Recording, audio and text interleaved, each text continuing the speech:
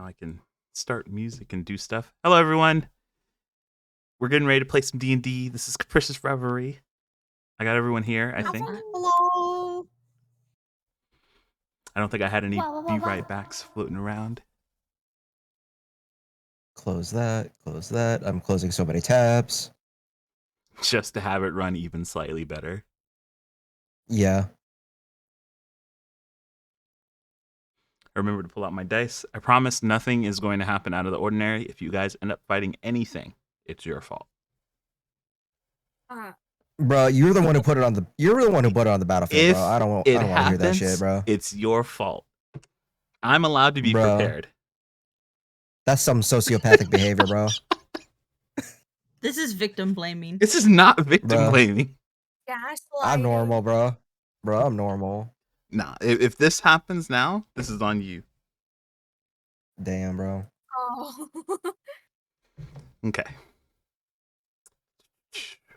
So let's do that. You guys should be able to adjust your volumes. I think volumes, yep, they're fine on this side. I'm All right. trying to go for like pop punk. Alrighty, so welcome back to Capricious Reverie session 17. You all have just made it to the port of, well, just made land in the town of Emberport, a larger city that plays the role of kind of hidden sanctuary and private port to the more prestigious of those who usually visit Kissfire through the northern road.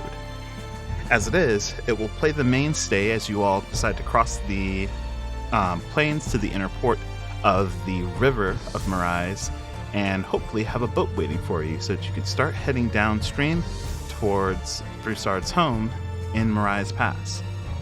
Common knowledge about the area is that it's known to be fairly dangerous, usually unpatrolled or under heavy guard from ships that do need to make their way down, as banditry and the like have taken control of the area. That as it is, it goes without saying that while certain factions have tried to gain a foothold in reigning back in this lawless area, those who know the waterways and have at the very least traversed them a few times know what to do in order to avoid certain troubles.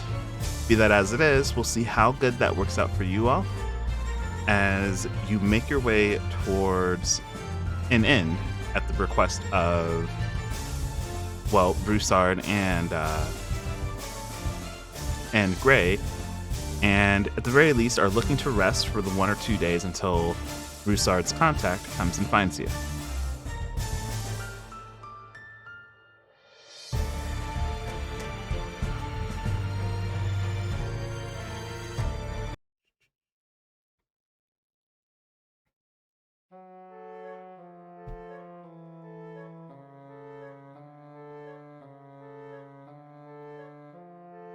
Ooh. Wow. This is Emberport, right? This is the town of Emberport.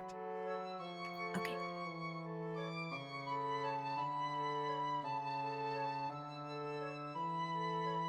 Well, let's solve this door puzzle. I opened the door. The doors on the left and right. I don't know what you're talking about. I check it for traps. You step Those are windows. You step through that window, not go I through the promise to God. Check the windows for traps. I am opening the windows like a normal human being, says the half elf. As you open up the door, you're immediately hit with the general sounds of the bar going. There are people in who seem to have been in the midst of being within family meals or simply being served while waiting for the next performance to come up. A minstrel plays a tune in the side of the bar, and you even have line of sight towards the kitchen as food continues to come out in this generally quiet town. Is this just a bar or is this like an inn too? As far as you can tell, it's only the one floor. It's just a bar. Okay. Well, I suppose a small break wouldn't hurt anybody. And look, a table with just enough chairs for all of us.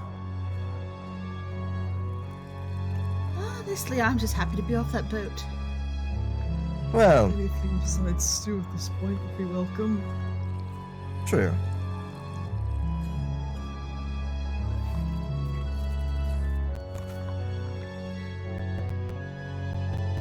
Astria, don't go too hard. We just hit land.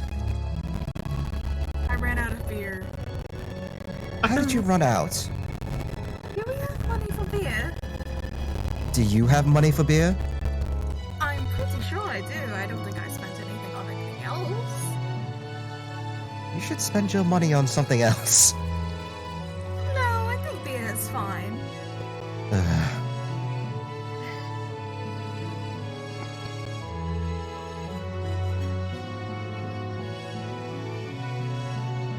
Well, it does not take long in the midst of you all just coming in, kind of taking up a seat that does match all of you.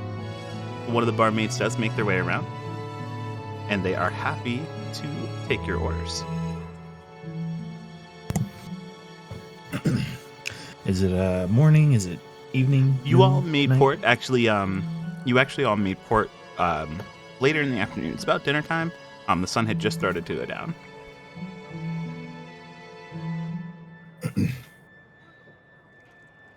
Something besides fish, right? Some meats, Yes. maybe? Literally Yeah. anything.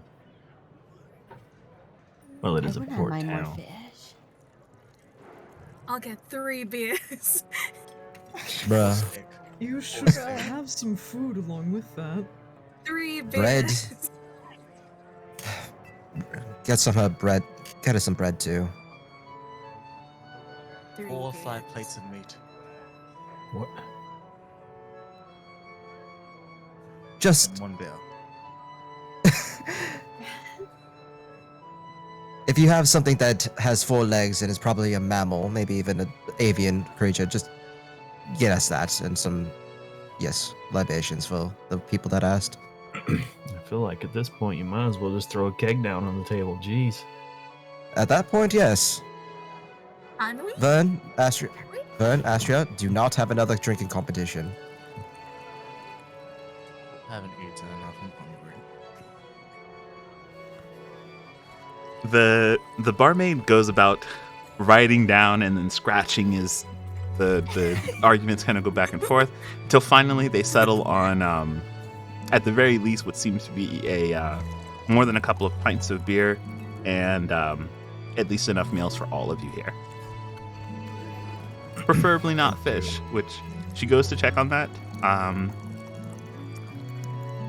Goes to put in your orders over here at the carryout.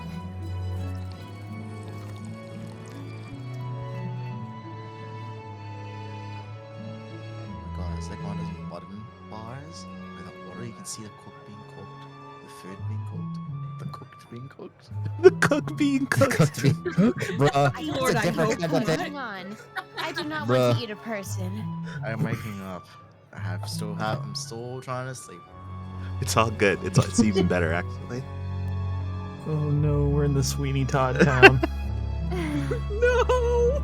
Man. Are we gonna start singing about pot pies now?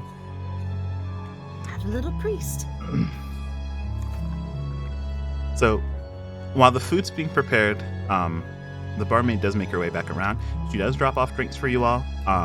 She lets you know that she's opened up a tab with the barkeep, just so that you don't have to worry about tallying up everything as we go, because she thinks that you all will be drinking for a little while. Hell yeah. Did Gray not come with us? Gray did not come with you, actually. Gray decided to go and stick near the pier for a bit, at the very least until Cyan could get one of the pier workers to help get his cart loaded off of the boat.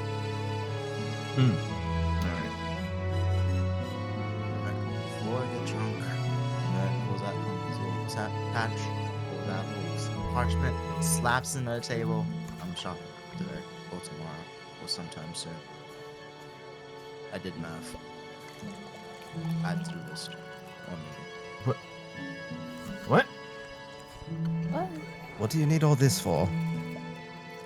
The future. The future. A ladder, lantern, bullseye. What? Another lantern. Okay.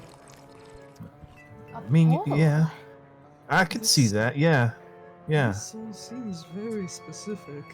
yeah, What do you need a yeah. ram for? Just in case a door, like the one You underground. already are around. Vern, That is More or between- less. Between the both of us, I think we both are enough of a ram.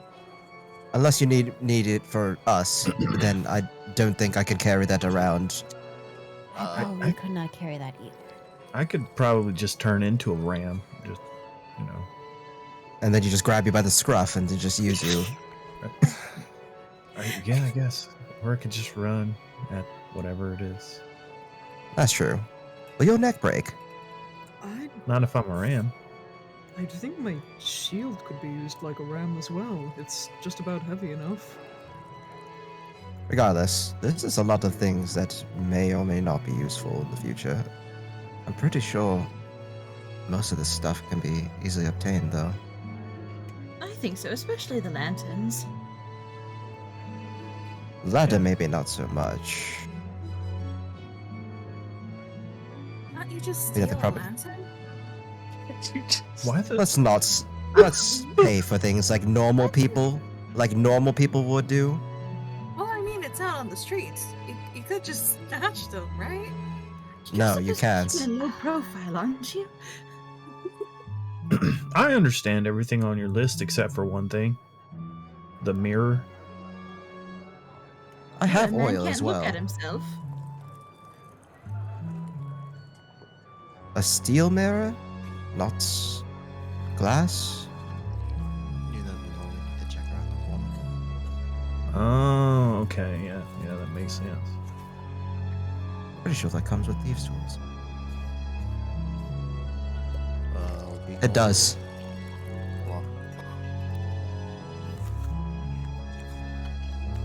the oil is just as oil is used for cooking, setting things on fire, throwing on the floor, or throwing it at people. The ball. I have the oil. What?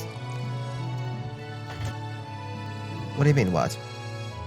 I swear I thought I heard him say throwing oil on the floor. I think they meant floor. Ah!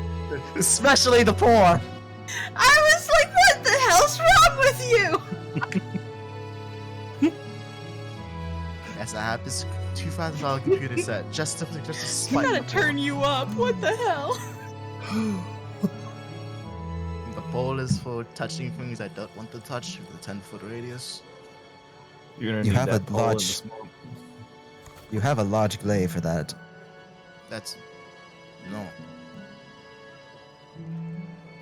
What? no What do you mean What do you no? mean It's no? the same thing. sentimental value. It's- You sentiment. What history do you have with this pole you haven't purchased? I took off my brother's don't get caught dead hands.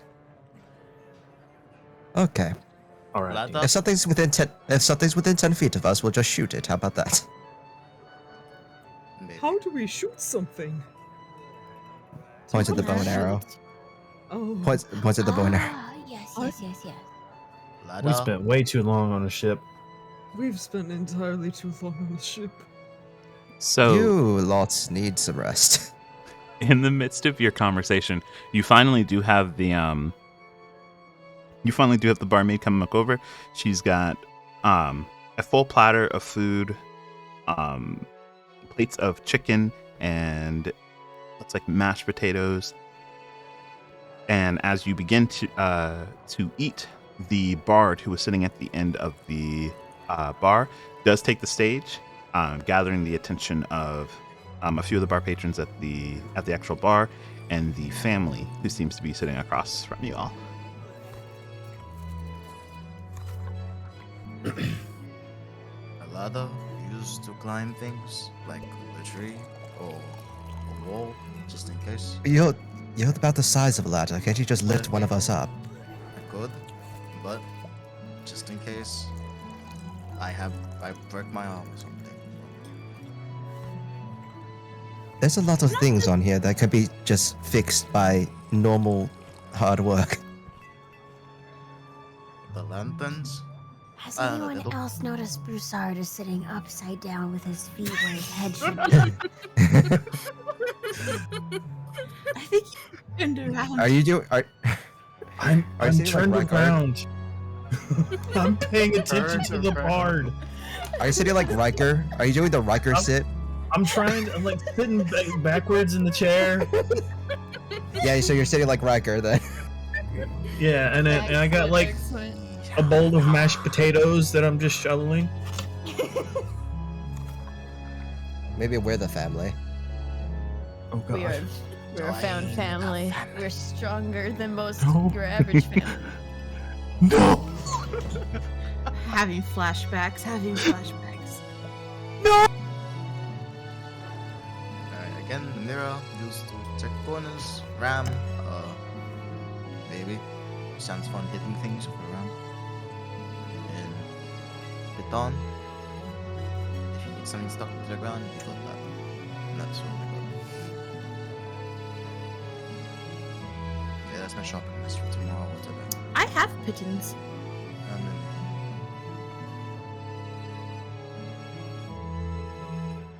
I have 10 of them. Okay, I'm rubbing that on the shopping list. He pulls out like a rock and just scrubs it on the nave of the piton. And maybe the the Murano?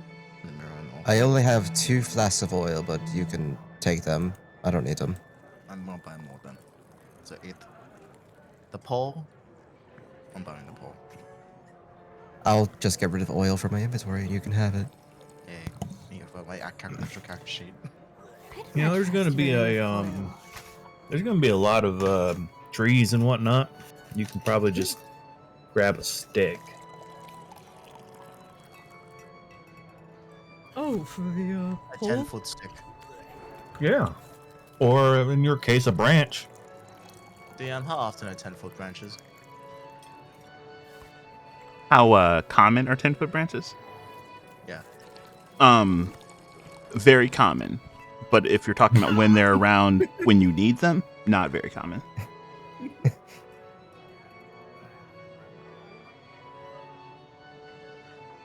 You know, I need to fund the economy because I am not anarchist, so let's go with that.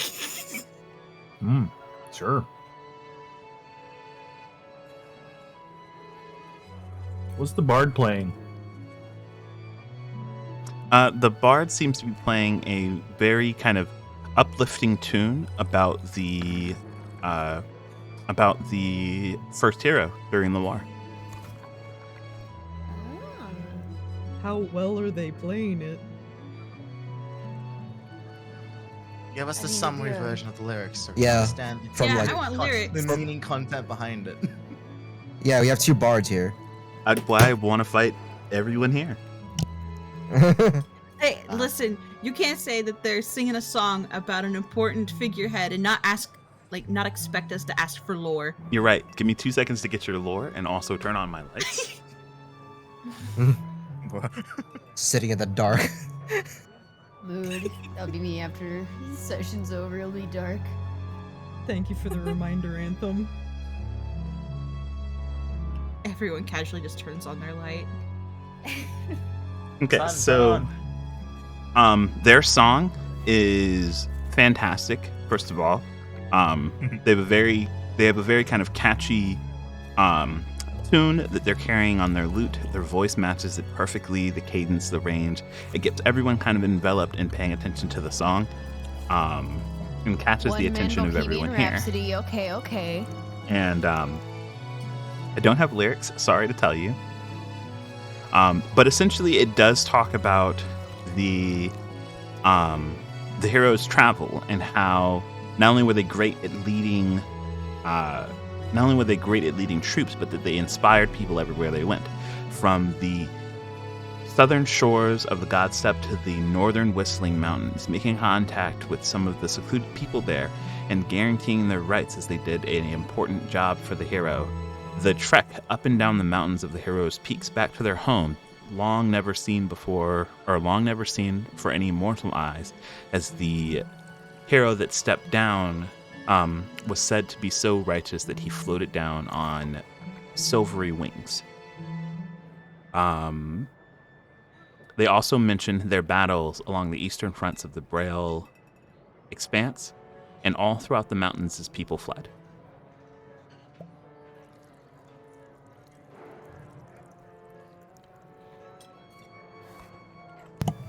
Wait, people fled from what? as people fled from the battles. Ah. Jeez. Woo! Encore!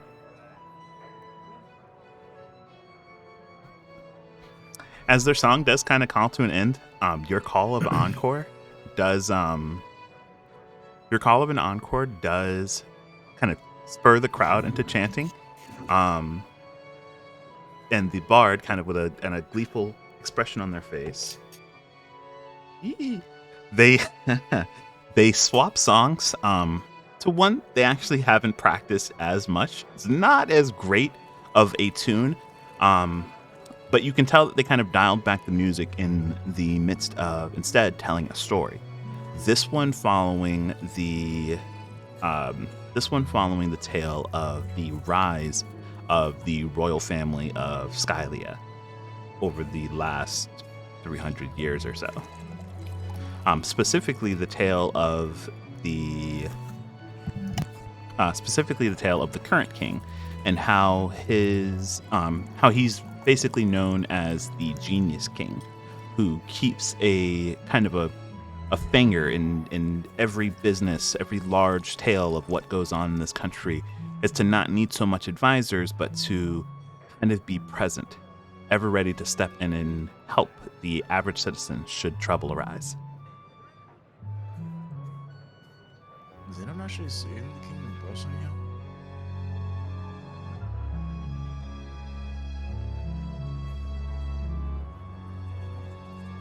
Would I have? I'm sorry, what? Sorry, what was your Wait, question? what?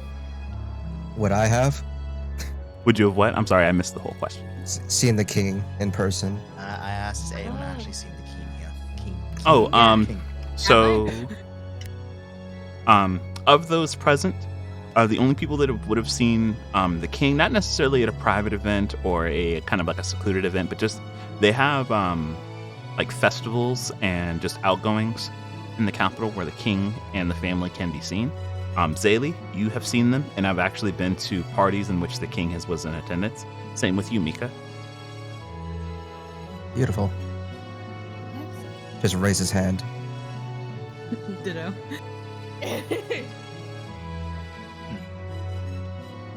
You think we ever get to start this as a group, or we have to meet the king and take questions from him?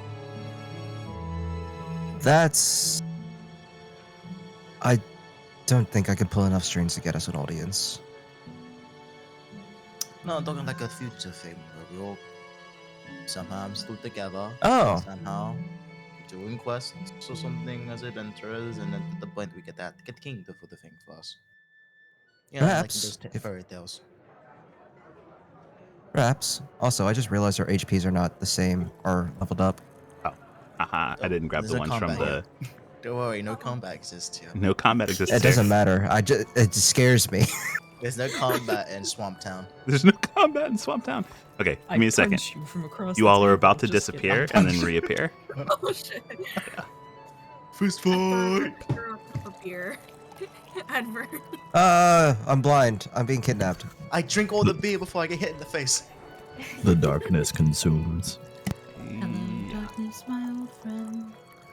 I've come to talk with you again. Why was I so big? Said what about my mom? Oh lordy, I'm chunky. You guys can figure out where you were sitting because I don't remember where you were sitting. Change places. Swap it around. The lights go out and everyone God. swap chairs. I still can't see. There you go. Oh my god, I'm huge! Ah. I didn't meant for him to be this big. Only on battle. There you go. Do you want big? I will say if you get any bigger in this place, you will be touching the ceiling. Oh, What's up? Get what? What? What? That was funny. How many does your family sell drugs? Sure, Does my family? What in the world? What? I'm gonna lean in. What? can't What kind? just What ask kind? someone, Kind of can I- drugs? What kind of drugs? The kind that resist poisons and acids and that kind of thing. But it's Well, not. then sure. Poisons are not the same as drugs. Are the medicines drugs?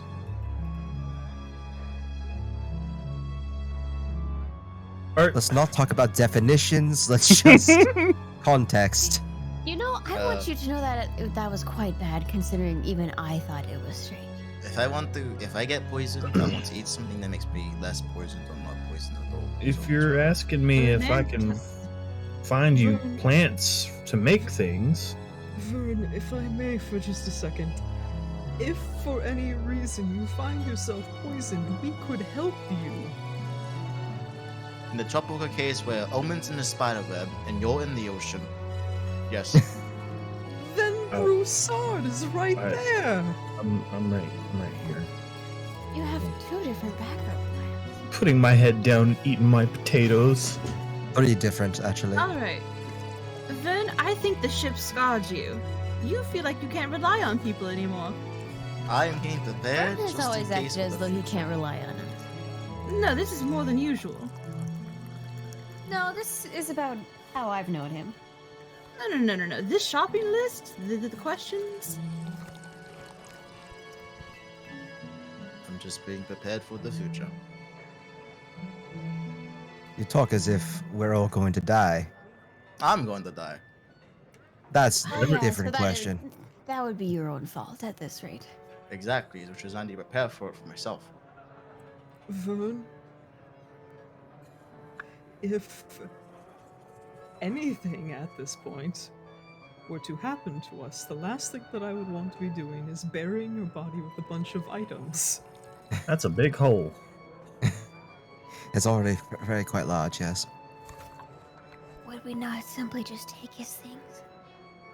Would normally would. I don't have I'm much pretty on me.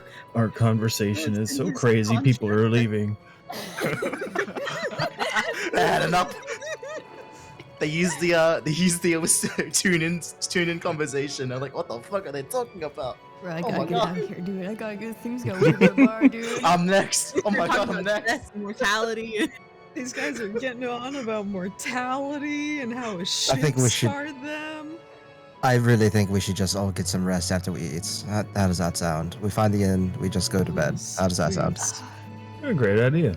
Hey, Maybe some solid ground will help level your thoughts. hey, I'm Astria. gonna have that sensation when you're drifting to sleep, but it still feels like you're on the ocean. Astria, can you do me a favor and roll a d8 for me? Huh? Oh. 2, 3, 4, 5. Wait, hold on. You don't want to ask her or all that. Okay, so. Really? No plus anything, right? Just Yeah, a just a D8. singular Just a D8. d8. Pull open Obsidian spell list in a panic. 2. Why? 2. Okay. After drinking the three drinks you had there, the barmaid brings you 2 more. Ah. Ooh. Good God. Yeah, more 3. Please keep things under She's a wraps. monster. Yes, because the more you drink, the more we have to pay. Oh no, it's fine. I'm putting the 2 in my little sippy cup so I can drink later. Oh, well, walk me down. Oh boy. Yep. Do you wash that? Of course I do. How good. deep is that How dare sippy you. cup? What do you wash it with? I just Ale. picture it as like one of those like, you know, like those like hollow gourds, just like one of those, Like a the hip flasks. With a little cork inside. Yeah. Oh yeah. It's all good. And it's probably a lot bigger than it should be. It's probably bigger than your fist. Most likely. It's pretty big. They call it a sippy cup, but it's a waiting to be an improv weapon. Smash across someone's head and see what happens. Could be a weapon. Oh yeah, what do I sell? What do they do with the shark spider stuff? Sell it? We should probably take it to somebody that could probably fashion us something. Maybe some sort of alchemist, maybe smith. Depends on what you want out of it. We collected scales, I remember. We got enough to make armor. I have enough web to make a 2 nets and a short sword. Yes, we probably Does- should go see a smith or someone of the like. If we're to take those materials to a smith, I could maybe also have them break apart the materials we picked up on the road. Oh yes, the materials. Yes, Yes. that Yes. way it'll not all be in one chunk. We must right. dechunk the materials. Yes. We'll go. Do you want to do that for the rest of the day, or do you want to just do it tomorrow? Because we're going to be here for a couple days while we wait for word from Prasad's contact. Hmm. I think if we're going to be doing shopping tomorrow, we could fit all of this in with it, right? I suppose so. I doubt any place is open anymore. Yeah, it's past dinner. People have families to go home to.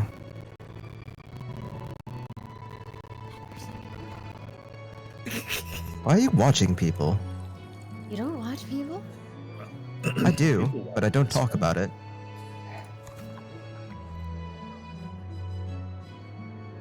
Regardless, would you like to finish up and we just call it a night?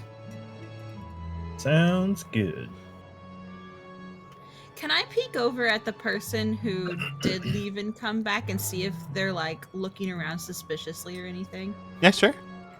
Or like if they're Passive whispering and if I perception could is try and like 23. overhear I them or see something. everything all the time. Yeah, sure. Go ahead and give me a perception check as you kind of. Well, I guess, are you trying to do it discreetly, or are you just kind of playing off the fact that their back is towards you?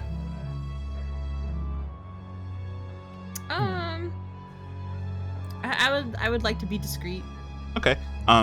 Give me a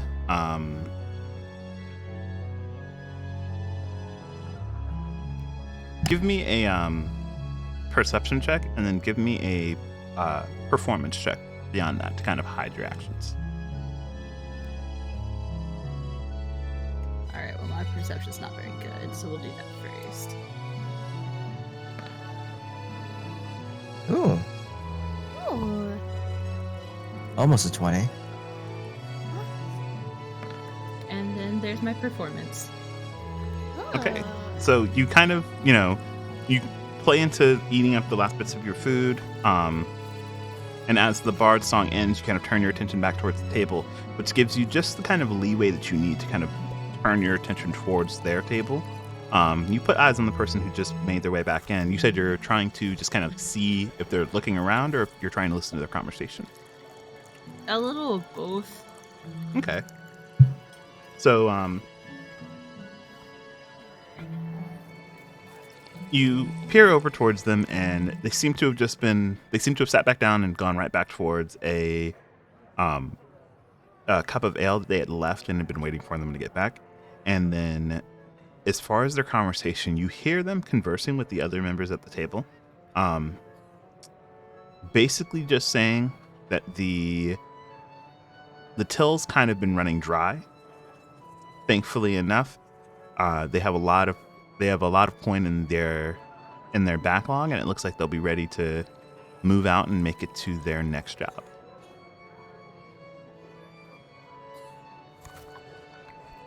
How totally not suspicious. Okay. Oh my god, they're assassins. I will say that in the midst of looking around, you do notice, at the very least, a few of you notice that there is a particular person at a table who does seem to kind of be eyeing over at your table just a bit. Oh. Oh. Who is it? Who we got? It's actually this person over here. Oh. Oh, the one in the wheelchair? Mm-hmm. And just as you all kind of like do not necessarily make eye contact, but they catch your eyes in particular, Omen, before giving a smile and kind of rolling away from their table. And they maneuver their way over, and they roll right up to you, actually. Oh my god, they're approaching. They're just rolling there, menacingly. Menacingly. But they approach, and they call out, very friendly voice. They go, it's been a while since I thought I'd see you here. You're Omen, right? Farmhand? Oh, yes. Doesn't surprise me, Jin. Remember, you weren't much of a talker, but you. Name's Conroy. You worked on my farm a couple years back. Ah, yes, that's correct. It's nice to see you. Nice to see you too. I was here with my family. My little boy thought he recognized you. I just wanted to come over and make sure you were doing all right. You kind of disappeared one day. We were all hoping that nothing had kind of drug you off into the woods. I'm happy to see you here. I sure did do that, didn't I? Yes, I am doing quite well for myself. That's good. That's good. He leans over the side of his wheelchair, and you see that he has a kind of like a pouch. It's lifted up just high enough that it doesn't interfere with the wheels. He lifts up the pack, reaches into it. You hear the kind of the clinging of a few coins, where he lifts out what seems to be 2 gold coins, and he grabs your hand. He grabs your hand almost instinctively, pulls it out, sets these 2 coins in your hand, and goes, "You left before I could even pay you. You worked for 6 months, and sure, we said all you needed was food, but you did us a real benefit when you saved me, and at least, saved the portion of my leg so I could be here today with my family. It means more to me than I could ever say." Oh,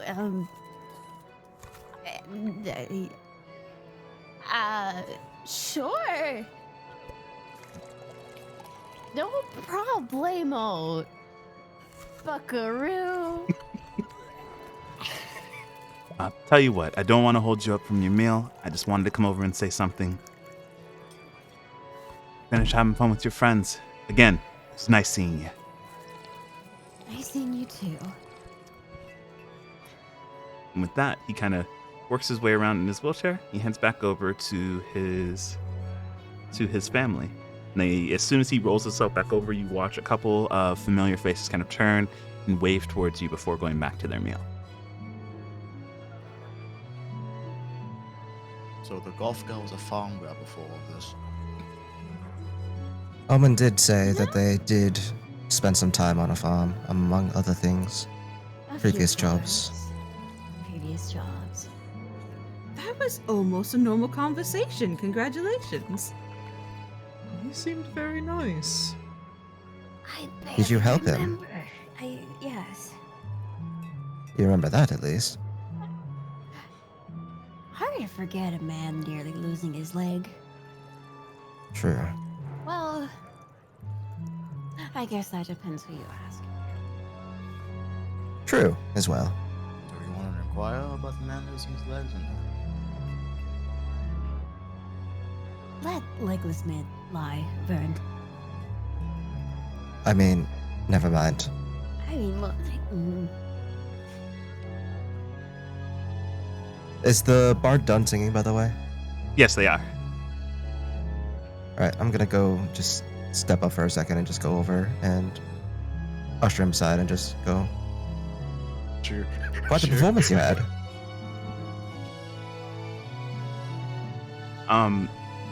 The bard looks up. The bard looks up from kind of making their way back downstage. You watch as they tune their lute just a bit, and they give a smile and they go, "Well, I thought it was just a good enough time to take the stage. The bar keeps paying me for 2 songs a day, and I gave him an encore for free, so." Wonderful. I love the part about the hero, as you can tell. Would you mind telling me more about that? Yeah, of course. I can only really tell you. I can tell you the whole story. I turned a few of the better parts into the song, but what parts were you curious about? he takes a seat at the bar and picks up his mug once again.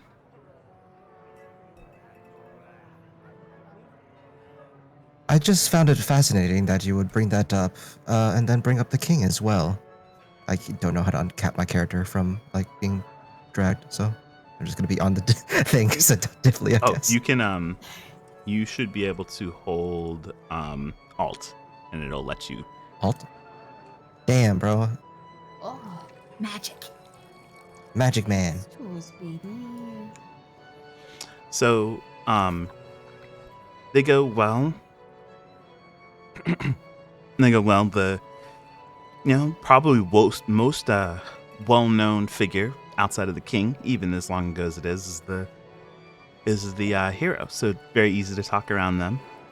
As far as bringing up the king afterwards, well, the king's influential and has the people's best interests in mind, especially when it comes to protecting them from more unseedly types. And we, the people, play our parts by just saying something when we're seeing something.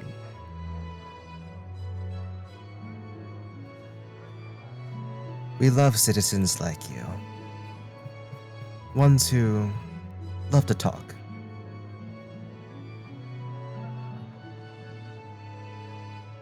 Akin to like an FBI agent asking a singing on stage. Hey, you sing something to the president. Good job.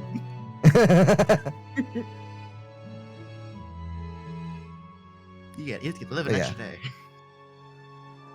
Well,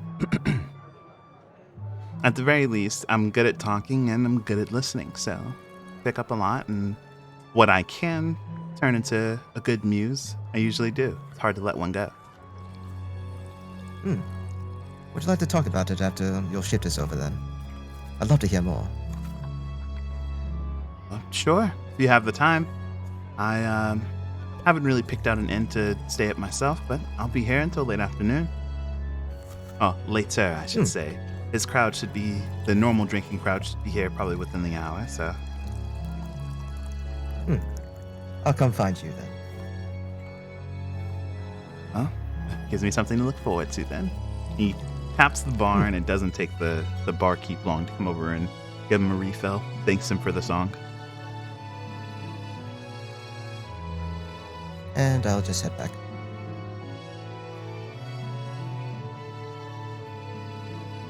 Anyway, we going? Let's go. Yes, please. Yep. Radio. Let's go find the inn.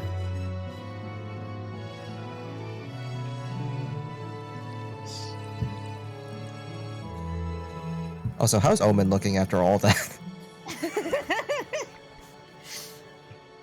I have no memory of this family.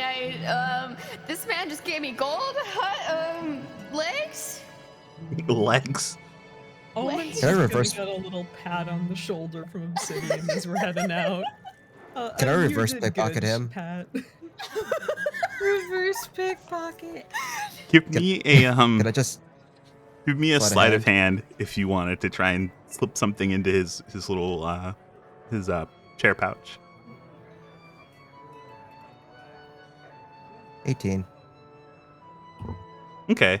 At the very least, you've been on the other side of this. You're sure you can do it smoothly enough that no one would even notice. What are you trying to do? I'm trying to give double back what he gave. Okay. So 5 gold. Or 4 gold. Whatever he gave. What is it, 2? He gave me 2, yes. Okay, 4. okay, so you make your way by, and you at the very least you heard the kind of clang of coin and didn't want that to be the part that gave you away. So you are in the midst of kind of messing with your own coin pouch and drop the coin, and you do see the kind of look of the a few of the family members kind of look up at you, and they kind of see you readjusting your coin pouch towards your waist, and they think nothing more of it as you continue forward.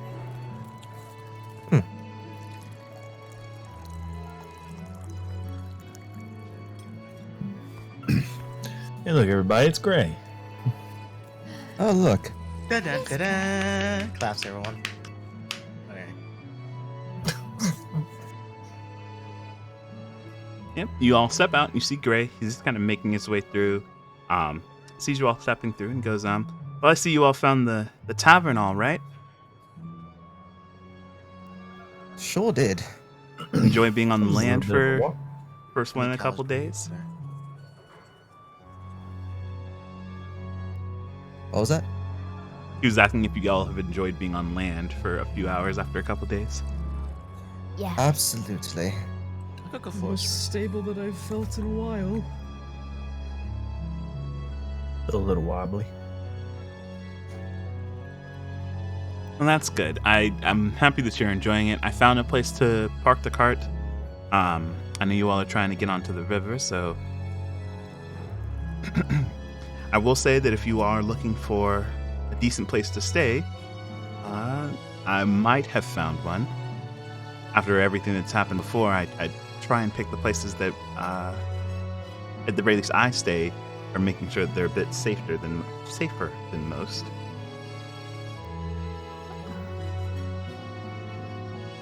Well, after you then. Alrighty. He turns around, starts walking you all. He's so fast. He's very fast. Yes.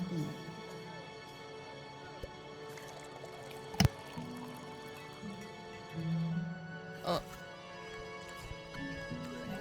By the by, Anthem, would you like to move the POV for stream? I can, maybe. Maybe. We believe in you, buddy. It's right next door. Oh my god. Oh my god. Oh my god, it's blood smoking. He does walk you right around where you see the post of what looks like a little a bell and a sign of a bed on it. And he goes, right next to the bar, guard station not too far away. Quiet part of town. The whole town's quiet really, but this looks like it should do. Best of all, the place is mostly empty since they haven't really had any ferry ships come in from across the sea, considering everything else that's happened. Right next to the bar. Sounds wonderful. An easy breakfast. Ugh. Excellent. Easy Absolutely. breakfast. Easy breakfast. Oh my god, they have those in Brand in this country? Oh. And with that, he goes ahead and pops the... Break the door down. Where's my RAM? Where's Bruh. Maria? we haven't gone shopping yet. He goes ahead and pops the door open and kind of steps to the side to let you all in first. This feels like a trap. Check for traps. I walk right into it. Gray would never. Damn That's it. an evil starfish! Oh wait, that's not. Yep, it is a plant. You all step into the inn. It seems fairly cozy, fairly compact. The lady in the dark green robe, she greets you as you make your way in. Goes in the midst of taking off her hood. The kind of chilly sea air giving way just a bit, but she greets you warmly. She goes, "Oh, fairly big party we have here. You all looking for rooms, I assume?" Indeed we are. Well, I've got doubles, singles, double beds, however you all would prefer. All right, everyone. Sleeping arrangements. How is it?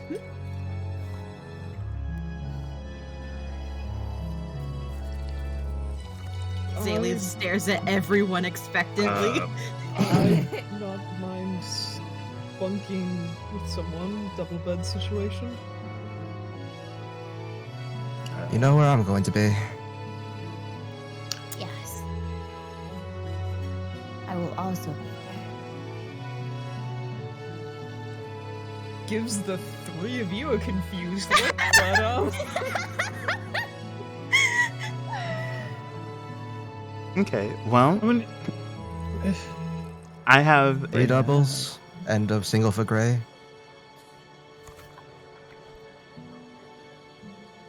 Well, okay, I will. She goes and Where are my lines?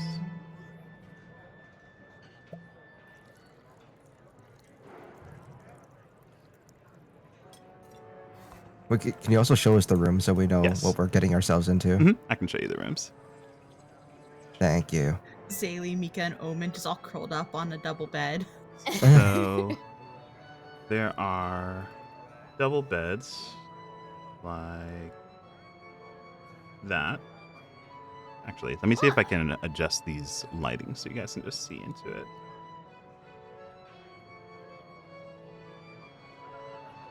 Yes, break down the walls. We all deserve to see into each other's rooms. This is an invasion of privacy. We're seeing this country. If it will let me choose the wall. The wall doesn't exist. It's all good. Y'all are gonna get moved at once. Goodbye, wall. Goodbye, wall. All right, so With D. just give me 1 second, and I will. Vern, what are you doing in a bedroom? It's unlocked. I want to see what's inside. Vern! You're the issue. That's why the walls don't exist. It's I'm you.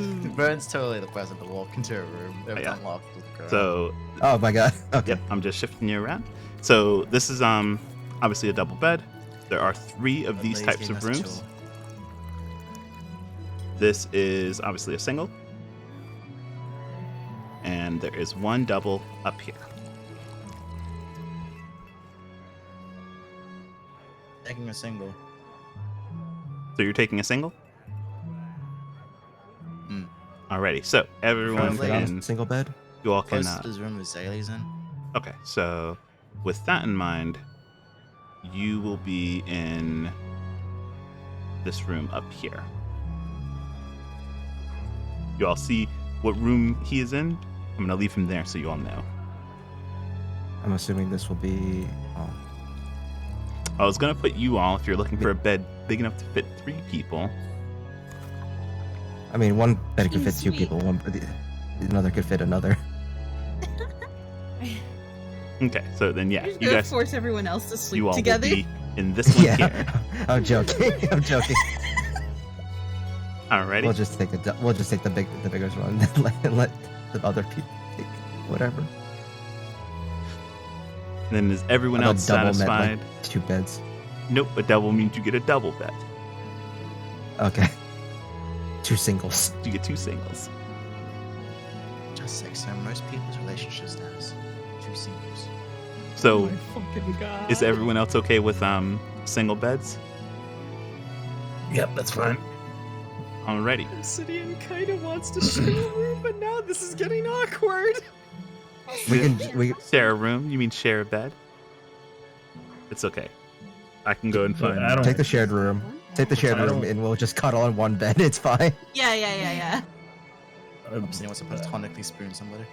I can stay with Obsidian. It doesn't matter. I don't really need a bed. We'll do that then, and then Broussard, Obsidian, and then Astria. Do you have a preference? You want a giant bed to lay in? Shrugs and drinks her cup. Let fate decide. We'll Drink see until you now. pass out, and whichever way you pass out, you pick the bed. Just roll Like a dice. spin the bottle. Like spin the bottle, except it's with your body. Let's see. There are 4 rooms. Roll a d4. Yep, there are 4 rooms. I'll take a D4. Oh my god, okay. Yeah, you said it. 2, 3, Roll 4. 4. I got a 2. All right, you're gonna be down here. Oh shit. All the way at the end. All the way at the end. It's okay. She's a monk. She has the movement speed needed. Yeah, you're right. I'll be fine. Burps, vomits everywhere. Just in a horrible space We again. can't take you anywhere. At least she's closest to the other side of the map. Okay. All right. Gray is going to go ahead and take this room right here. Ah, so Astra isn't completely lonely.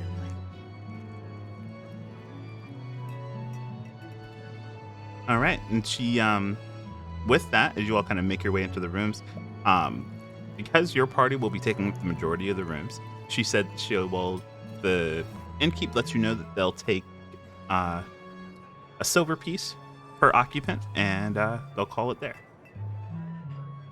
Sounds good. Okay, okay. It's like Hell one yeah. gold then for all of us ish. It's like 1, 2, 3, 4, 5, Not 6, 7, 8. That's quite, 8 silver no. pieces. 7 silver is almost 10 silver, which is one. Yeah, it's almost wait, one gold. How much is silver to gold? 10. So you It's had it 10. right. You're right. Okay. I thought it was like 100. Like no, that's copper because pennies. Yeah. Yeah. It's like nickels. Ever paid him. Make him happy towards Yeah. us. You guys can't just keep I'll just drop the ruining my gold. economy with your Disrespectfully on the floor. Excuse me. I'm saying, overpaying. alright, I gotta go do something real quick. Yeah, sure. What I'll you pay doing? the girl, the lady, the gold. Look at Nika being so generous. Yes. Now remove the door for us. We cannot enter. Oh, I will do you all the benefit of turning it off so that you can enter rooms as you want. He's just like, I know y'all are about to play room roulette for the next 3 hours, so here. Let's be real. There you Open go. all the doors. You should be able to move through the wall/door now. I can't trust Okay, it you all. can. There we go. What the hell? Obsidian. Listen, I just had to test to make sure it could work. Was that where you going today? No, tonight. Tonight. No, nowhere. I just wanted to ask her a question real quick. Mhm. She looks up from Good her book evening. once again. How can I help you? I was actually just kind of curious about that interesting plant you got there behind you. Oh, this fern right here. I will say it is an interesting plant. Don't water it much. Honestly, I forget sometimes, but it's just as healthy as it's ever been. And funnily enough, I Where'd got you it. Well, it came off a boat. One of the River Fairy guys used to be sweet on me, and he came back up with a little seedling and asked me to raise it. It was a much smaller plant back then, but since then it's had a fair good growing cycle inside this pot. I'm kind of a plant enthusiast. Would you mind if I kind of take a look at it? I've never seen red fern like this before. Absolutely, feel free to poke at it all you want. Thank you. I want to nature check this thing, please. Hope the red ferns do exist. I just look up at Red you ferns and do exist, stare yeah. for a second, and then look back down. Look at the plant. Okay, so you I'm sorry, what are you doing? I want to nature check this to see if this is a normal red fern or if perhaps it's something else. Yeah, sure. Go ahead and give me a nature check. Yep, nature. All right.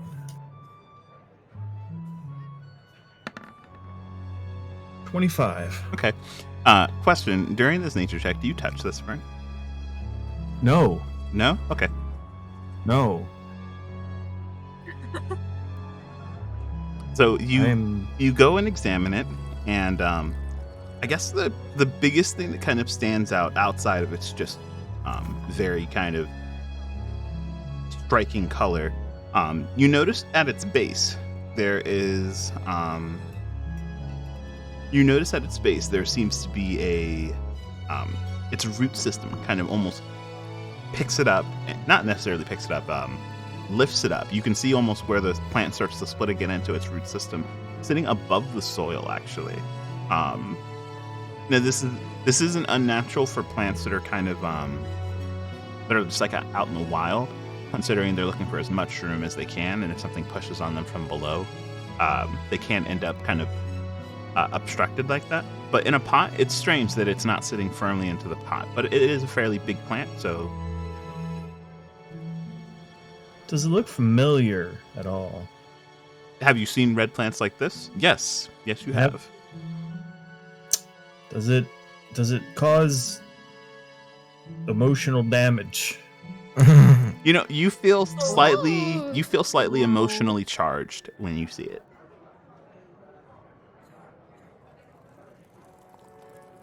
Noticeable that the That's plants a real interest. That's a I'm gonna. It's been a long day. Thanks for letting me look at your plant, and I'm gonna. Good night, Vern. Oh, that was weird and uncomfortable. All right, I'm going to bed. Yeah, by my standards.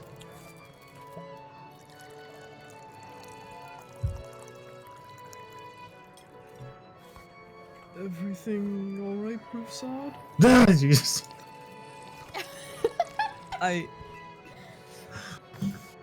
I'm sorry. Do we hear a Broussard sneeze from across the room?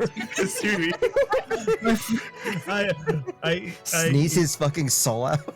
I close the door when I come in, and I just press my head and hands against the door, and I take a deep breath, and then I hear him say, "Is everything okay?" And I literally just fall to the side on top of this chest.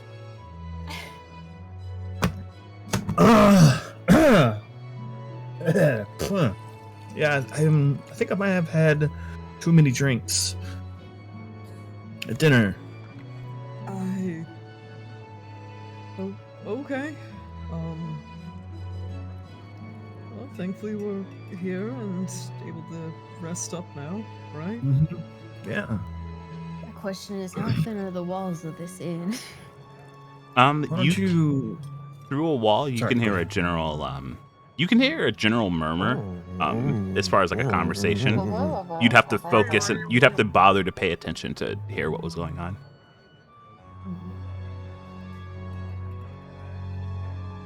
Anyway, Anyway, Why don't you take the first sleep, and I'll keep an eye out for anything. Okay. I feel I should ask this then, if that is what we're doing.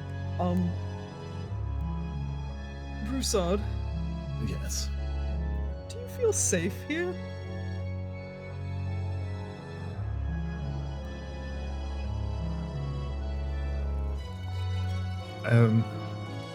Just shifty eyes. Growing look of concern?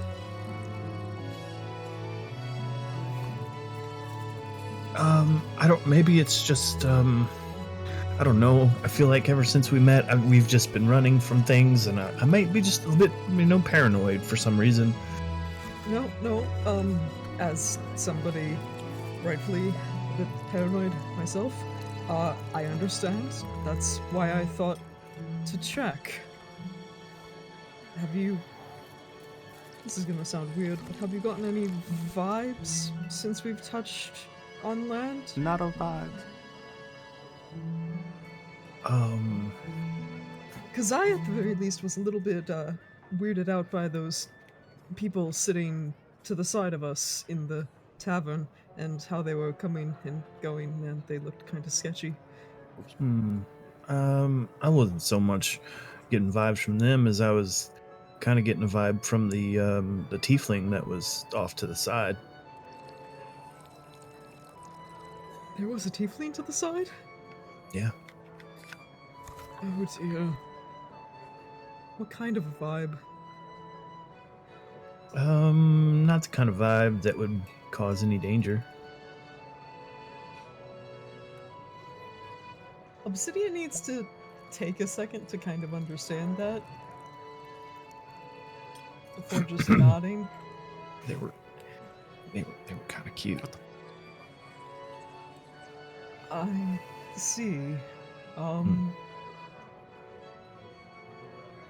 You know what? Glad to hear it. Good night then. Yeah. I'll wake you up if anything crazy happens. Please do. And if at any point you feel like you need a rest, just let me know, alright? Okay.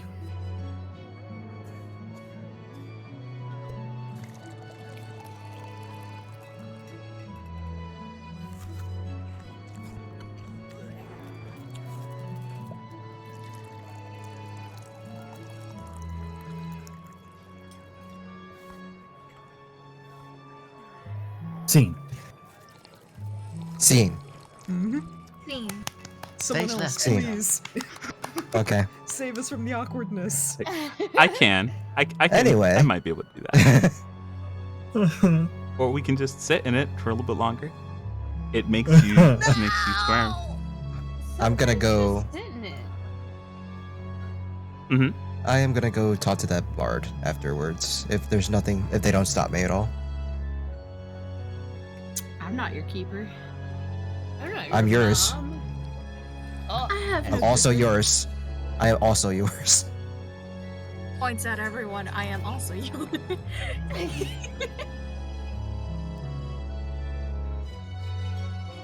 Okay. So if you want to go ahead and make your way back to the bar, you can. I'll say that you guys, it took about an hour for you all to settle in and kind of take off your traveling gear. And, you know, some of you who might be traveling with your armor on, you might want to change into something a little bit lighter. As like the new armor crew, as far as I know, though. Except for Obsidian. I've been naked this entire time. Yeah, no, Obsidian definitely takes like a solid 10 minutes to fucking slowly get out of his stone armor.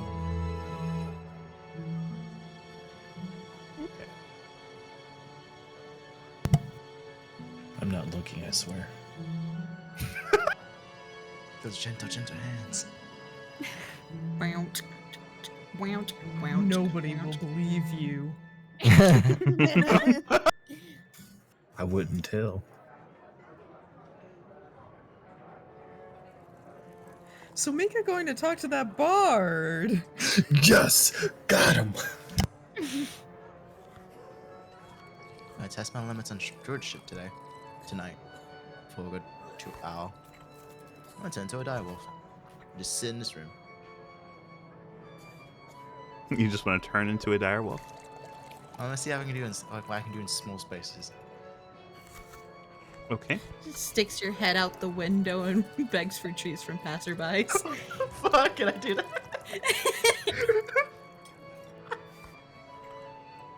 Just turns into a direwolf, falls asleep, wakes up as Vern. How terrifying would that be? A fucking direwolf wolf sticks its head out the window at you. Yeah, the guards are definitely getting called. I pet the puppy. That's not what happens here. I pet the pup. Puppy. Puppy. I am being serious though. I didn't want to turn into a direwolf. I just sit in this room. Gotcha. Let me just.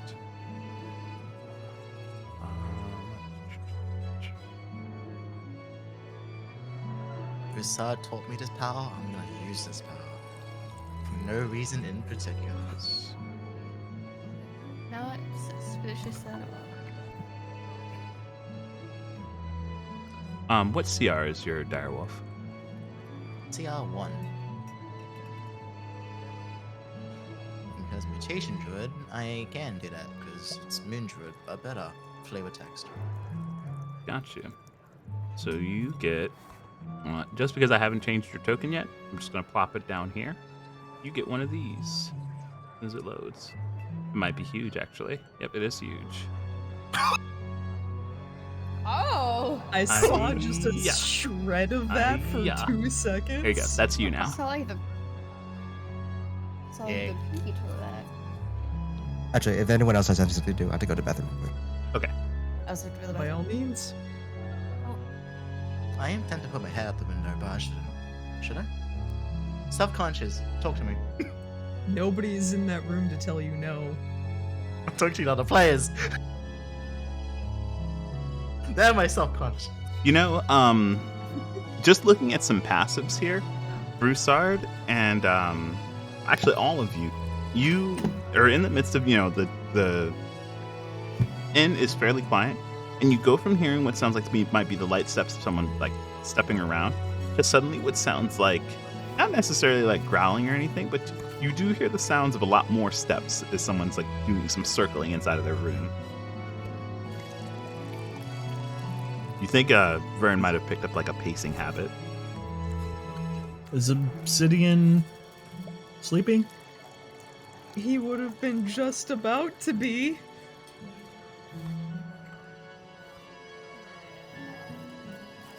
He's kind of I'd imagine Obsidian was just about to fall asleep, and he's just kind of looking up towards you in the way that, you know, it someone would be expecting another person to maybe take care of this. I got this.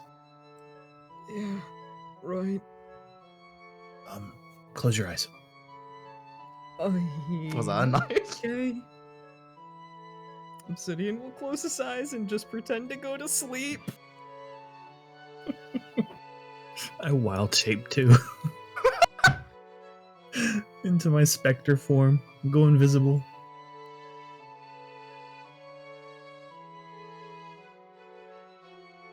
Okay. And you go invisible, and what are you doing? I floated through the door. I'm following the sound. Gotcha. Let me just... I'm guessing the sound's coming from here. Yep. I'm just adjusting their token really quick.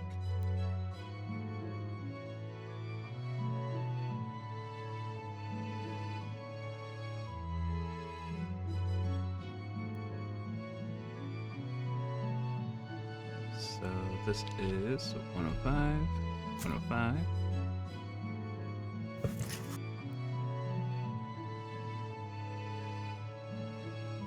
And then we'll do that. Anytime is a good time to work out the kinks There we go. of mechanics.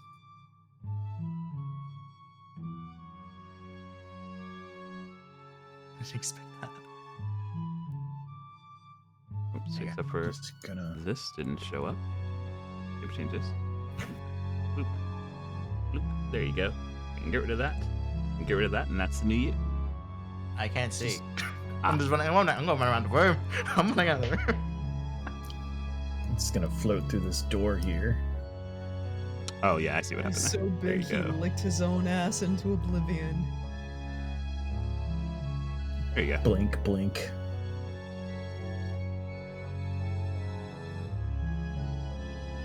Blink, blink. You see, you go into the room and you saw a giant. It looks like a big dire wolf just sitting in the middle of the floor, kind of examining themselves.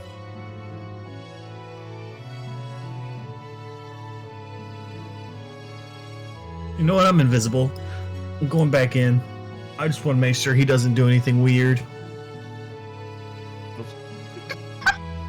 I swear to God, if he licks himself. Oh, oh no! Damn, bro. What happened? Did everyone die? We all died. Well, we're now having to roll you've new given him characters now, actually. ideas. Nice. Damn it. Anyway, I, what happened? I roll up a ghost newspaper. I thought you were gonna say you roll up a ghost blunt, and I'm like, huh? I mean, he did ask me for drugs. That's true. Ghost weed. You can only smoke it if you're dead, or it kills you. Spooky weed. Or it kills you. Death weed. One. Drugs, one. Drugs. Drugs won. Won drugs. One. He's not hurting anything. Yep. The only thing being hurt right now is the bed. What's happening? Vern decided to turn into a dire wolf in his room. Oh, there's just gonna be hair all over the place. Oh God, please. I already had to deal with my own direwolf at work today.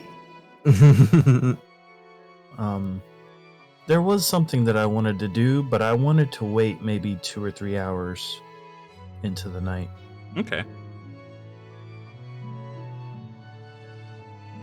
So I'll say Yes, that after.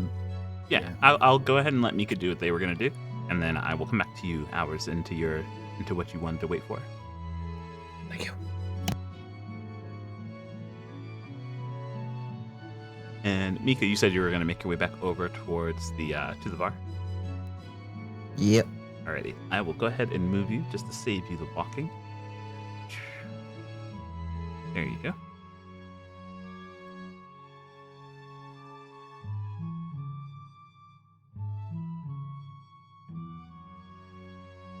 So as you make your way in, you do see that the bar is still fairly empty. You happen to actually see the family that had spoken with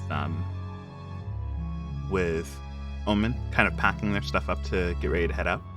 And in the midst of it, you do see sitting over in the same corner, another mug or two sitting in front of them. Their loot kind of laying gently against the railing of the bar. The bard that you had wanted to speak to. I'll just go take a seat next to him. Again.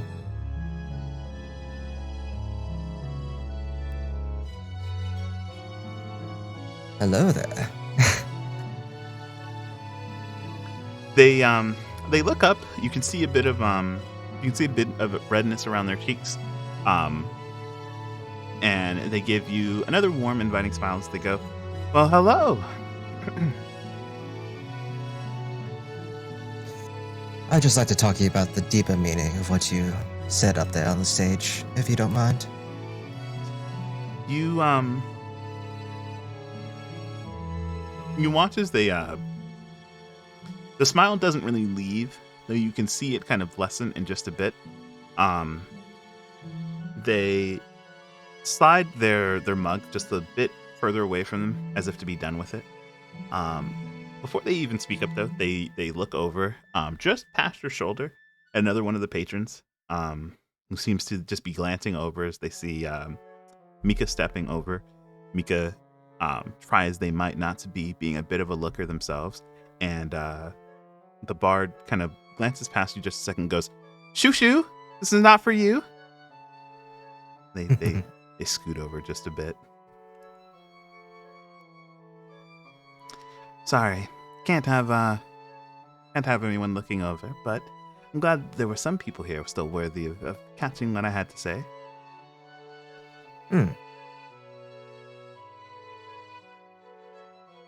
What is this tale that you want to share? That is to say that well, I heard news of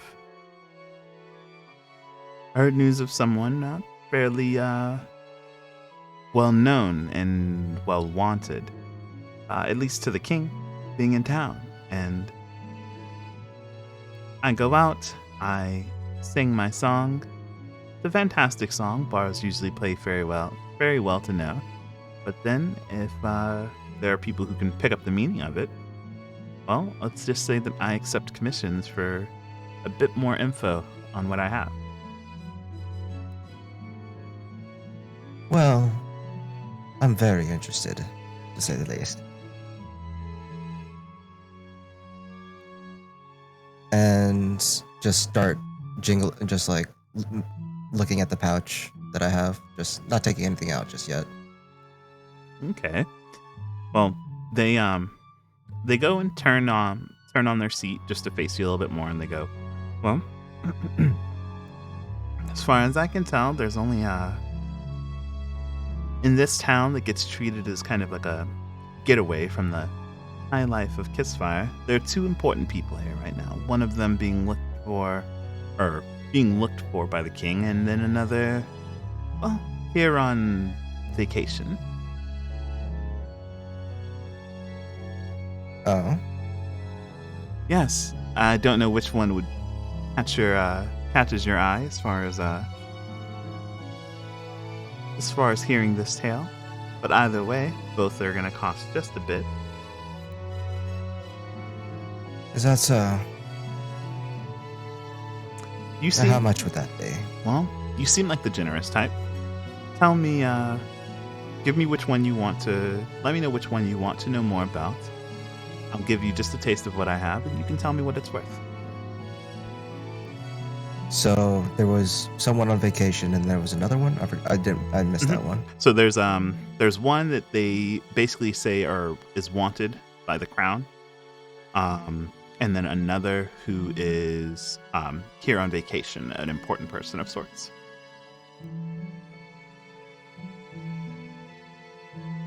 I'm a little bit greedy, so I'd like to hit both and just take out just flash a platinum.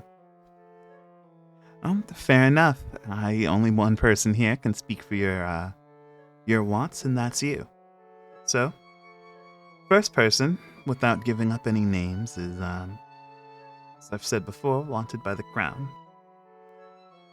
Here's to know what exactly they've done, but essentially, it's treason of sorts. Some type of bad blood, and have made a mockery out of the. Give me 1 second while I grab their name. This one.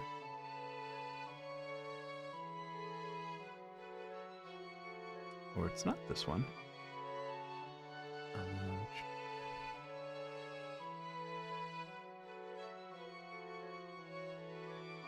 There we go. And they made a bit of a mockery outside, they made a bit of a mockery out of one of the major guilds, the Iron Gate Guild. Being that as it is, the Iron Gate's taking up a passage of looking for this person too.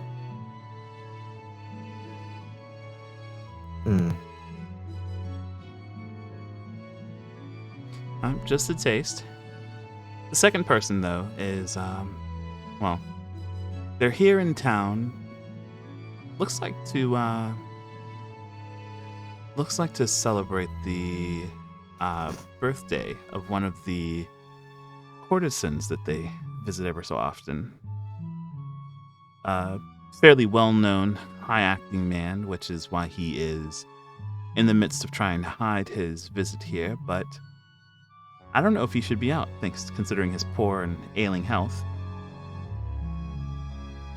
But again, who am I to speak on what people want out of their comings and goings?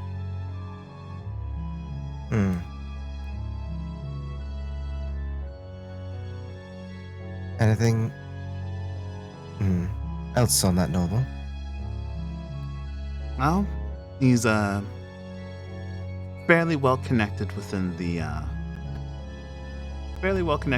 order. Kind of looks you up and down for a second. Says that as far as I know, most people are not ignorant of him. Some might even be willing to bend over backwards to make sure that he's accommodated.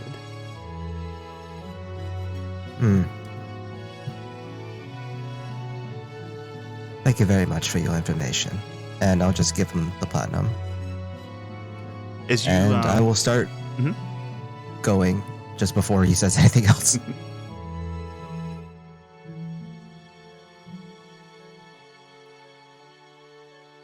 And I'll just head back to the room, but, not like sprinting, but like a brisk walk. You got a brisk walk? And then I see something else. Don't I? Yep, you see something else. It looks like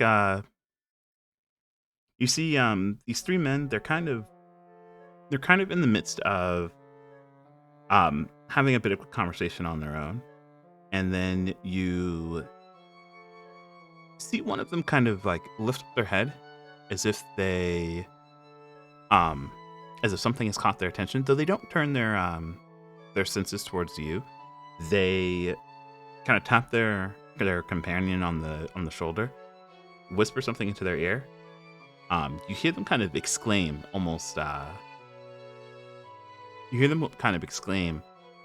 "We got him!" And all three of them in the midst turn and start heading fairly briskly down the road themselves, just away from your location, away from that, deeper into Emberport as a whole.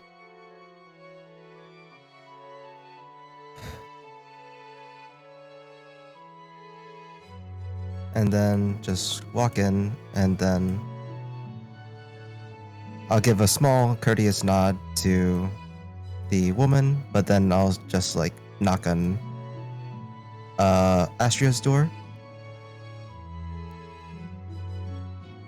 which is down here. Yep, that would be it. Are you in there? You awake? Huh? What? Hello? Who is that? Hello. It's Mika.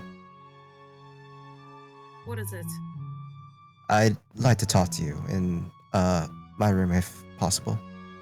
Oh. Okay. Astria opens door. Ah. Hello. Just follow me. Okay. Then just lead them back over here.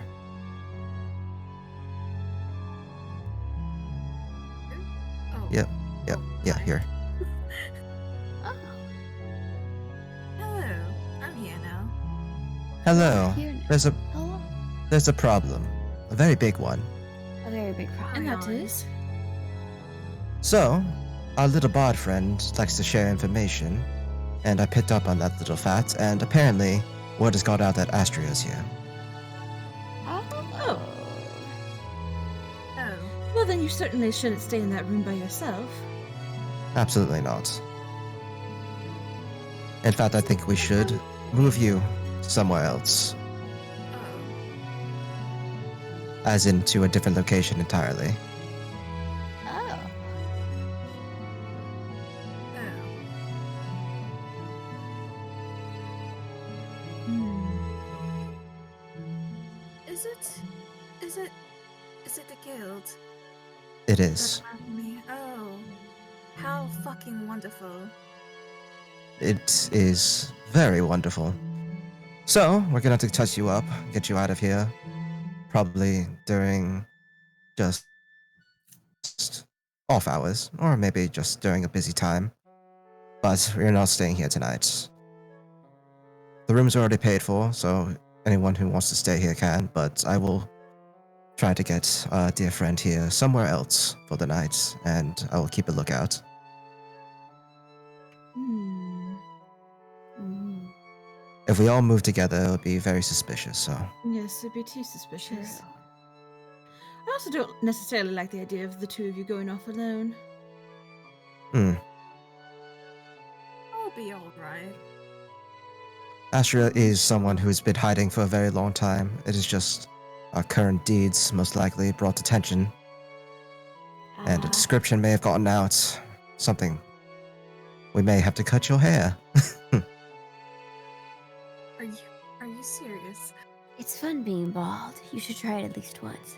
Not bald, but we may have to give you a different look. Since your current one has gotten out, a small makeover, perhaps. I can arrange If it- that. Good. Are we doing the makeover right now? And we It can't would have be you best to do walking it. through the streets Yes. like looking like we do now. Fine. I could change I the appearance of suppose. myself. I suppose. Fine. Zaylee just pats the bed. I'll go inform the rest of our compatriots of the goings on. Sulks and walks over. First, I'll visit our friends over next door, give a knock on the door.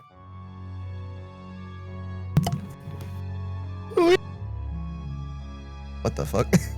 what? What was that noise? Hello? Hello. What is that noise? You're cutting out. Just saying, who is it? It's Mika? Oh, okay, yeah, come on in. I'm gonna open the door and step back. Hello. There's been an issue. Oh boy. Is Obsidian asleep? Yes, extremely. Oh, that's a problem. Well, actually, no, it's actually better that they're asleep. You could probably handle this news better. Okay. Do you remember when we first met our dear friend Astria? Yeah. You remember how she said she was on the run and she was hiding from people? Let me guess. They're here. They found us, yes. Yes. Do So? they know where she is? Like, I which think they do. room? They were just standing out. They were just standing outside. Okay. Got it. So, I'm going to probably take her off to a secondary location. So, they think she's here, but she won't be. I'm going probably in a smaller team, probably just me and her, maybe. Where would you put her? The less information you know, the better. Just in case. I don't know what these people are capable of, but they found her, and that's all that really matters.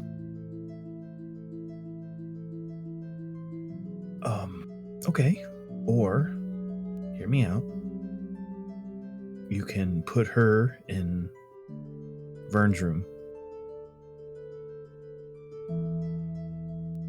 I'd rather not just do that either. Well, how sneaky can you be? Very. I would go take a quick peek in there very quietly if you could. Should I not knock? No, just peek. Just peek. Okay. It's going to be very much worth your time.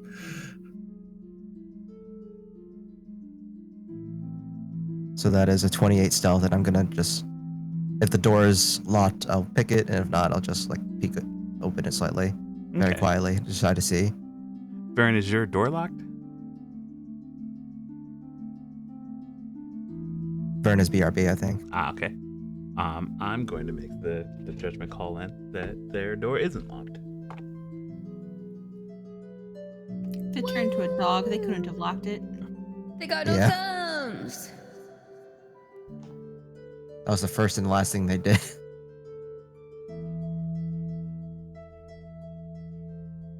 So you peek into the room, and the moment that you do, you see a massive. Actually, let me see if this is. Okay. Yeah. You see a massive direwolf kind of spread out onto the bed, its head resting on a pillow. It's so big that it completely dwarfs the bed underneath it. Just gonna quietly close the door and just look back at Broussard.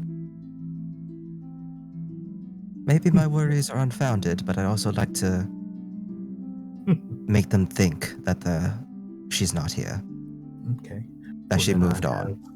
I have a bit of an idea myself. If someone could take over my place in this room, I could go down to Astria's room and stay there overnight. The problem is that she's going to be in the potentially- same location. Okay, I'm just saying I could, if they do show up and they go to her room, I could possibly scare them out of town. I don't think these are the kind of people that could be scared. These are the same people that Astria was once a part of, and she is...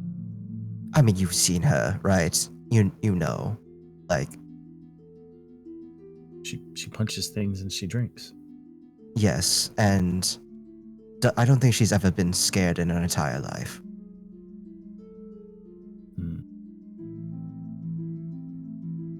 All right, well, I'll hang out here then. Yeah. Don't tell Obsidian just yet. Don't wake them. Just keep that little information to yourself. Yeah, I'm gonna keep watch. Mm-hmm. Okay, bye. And I'll just head back.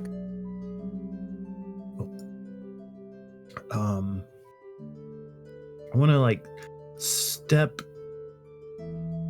into my room, but I want to keep peeking out the door. In this general direction. Okay.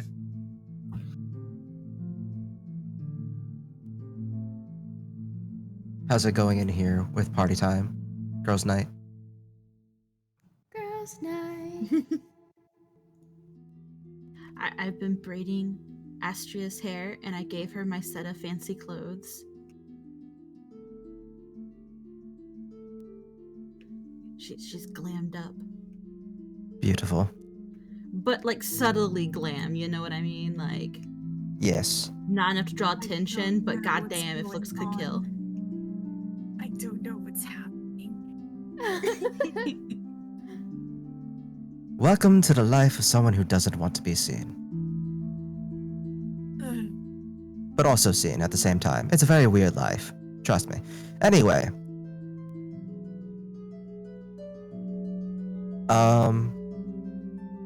So, I guess now would be the best time. I'm gonna do disguise self, Okay. and I'm just gonna turn myself into a rather nondescript, just, I'm assuming like noble, just like fancy clothes, stuff like that, just like haughty and stuff like that, Okay. but kind of shit-faced. You know how it is? Yeah. Like Gotcha. little bit tousled hair, you know, red face, stuff like that, mustache for some reason, because every disguise needs a mustache.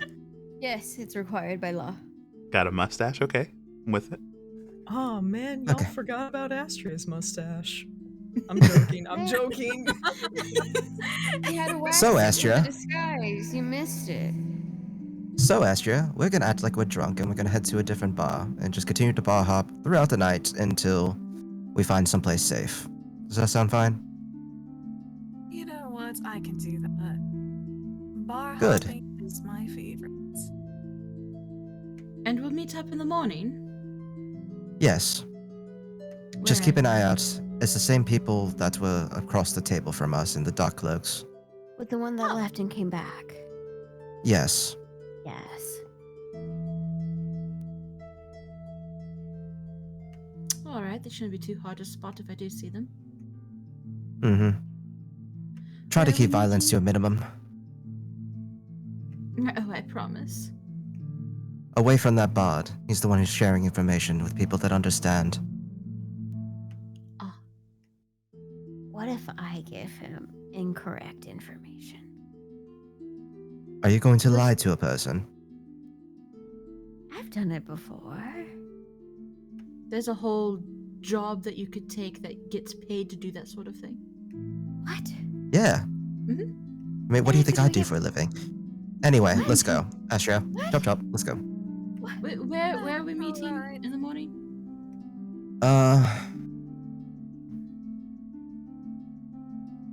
I don't know much of this town. Do we have a map of it at all? Or just like, did we see most of it? Or actually, Gray's Cart, right? That would be a good place. Yep. So if you're looking for somewhere to meet that is fairly kind of out in the open and well known, so that you can all get there, you can meet back at the. There is a lighthouse towards the southern end of town for their port. It's just fairly out in the open towards the edge of town. So if you needed to get out very quickly, you could. That would be the best landmark that I could give for this town. All right. Well, let's go to that large lighthouse. You can't miss it. And all throughout town, you can probably see it. Alright, that should be easy enough. All right, Astria. Let's go have a good, fun night out on the town. Oh boy. Also, drop the accent. Oh. Here, how do you want? Just talk. I don't know. We'll find out when we get there. Oh my god. Valley Girl Astria. I'm like totally gonna get wasted tonight. My name's I'm so Astrid. excited. Toad. Oh my god, toads. Oh yeah, name. Astrid sounds fine. That What is name? Astrid. Astrid. That is one letter different. Sometimes it's all you need. It really is. Oh my god. Okay, I'm taking her away. Get her out of here.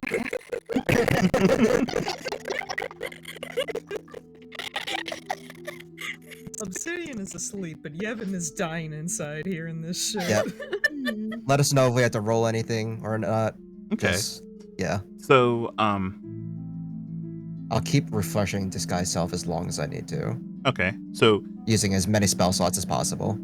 as you go to make your way out, I'm assuming that you're in the midst of just trying to play up the act that you are drunkenly heading towards your next site while trying to keep an eye out on any pursuers or anyone who looks like they've taken an unnecessary interest in you. Yep. Alrighty, so as you all make your way out, let me go ahead and get a if you're both looking out, go ahead and both of you give me perception checks. I won't be moving you from this scene, but I will change the scene for the viewers. The room What- or the What is your perception, by the way? me? Or... Yes, you. Hold on. Hold on, I have your sheet. Yours is a +4, same as me. Yeah. But I could give you Bardic, so I'll give you advantage in Bardic. Eh. So roll 2d20, take the highest number, and you also get a d8. So 2d20 +4. plus 4? Yep. Okay. And then, okay, 16 plus 4, 20, and then you get a d8. Roll 1d8.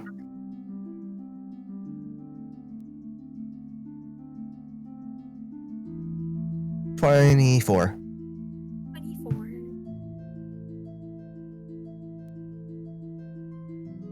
Okay, so 24, and then what was, and then were you looking out as well, Mika? I'm just giving them the help action. Oh, okay, gotcha. So Yep, and Bardic, so they'll be doing the lookout while I focus on acting. gotcha. And then go ahead and give me your best performance. Performance.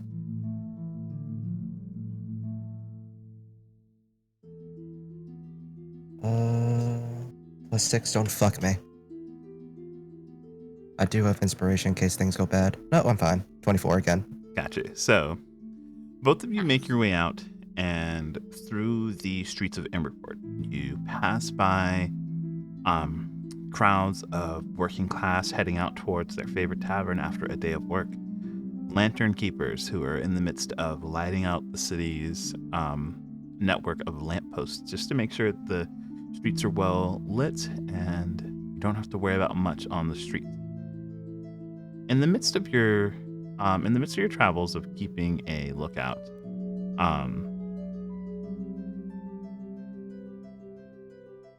Mika, you are in the midst of keeping the act going while keeping an eye out for potential taverns, potential places that are either close enough or far enough away that you're hoping that you would be out of the range of where your pursuers might look should they realize that they've gone to the wrong place. While Astria, it's in moments like this that looking out for danger is different from at least the way that most people would consider you. Most people would look for the obvious danger, the person with the person with the weapons, the person looking around is actively searching. You, on the other hand, much like how you would try and look for someone like yourself, look for the unappealing, the person whose confidence exudes someone who could do well into a fight, someone who is actively trying not to get your attention. It's those people that you need to look out for the most. And it strikes you as you kind of carry yourself from one drinking place to the next, passing by, of course, the closest ones. You don't want to be too close, but you see 1, 2, every bar so often has this unassuming person that to the average person might scream or might say that they are, a pleasure to be around, someone who's safe, just an average stranger. But to you, screams, this person's dangerous, that person's dangerous, this person's looking for someone. And as of right now, it takes you about a good 30 minutes of walking, like straight line walking, until you finally hit a bar where your first instinct isn't to just immediately turn away from it. It may seem strange, but this is the kind of viewpoint that's kept you safe over these last couple of times of hiding. God damn.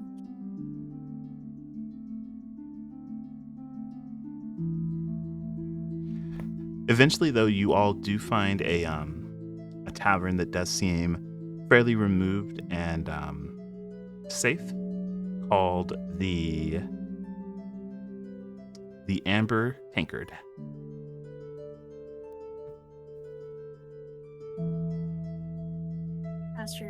Astria holds on to Mika, and she's like, "Oh my god, Mika bestie, Mika bestie!" Like, oh my god, like, should we like a drink? This place is like really nice. And, like, there's like all drinks and stuff. Yeah, totally. Let's go. I hate it here. Oh my god. I am dying inside.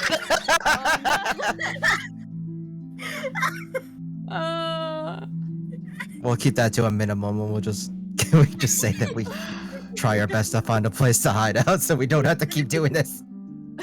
Because Mika's dying inside too. Trust me. Yeah. Astria break does her. not want to do this. Mika doesn't want to do this either.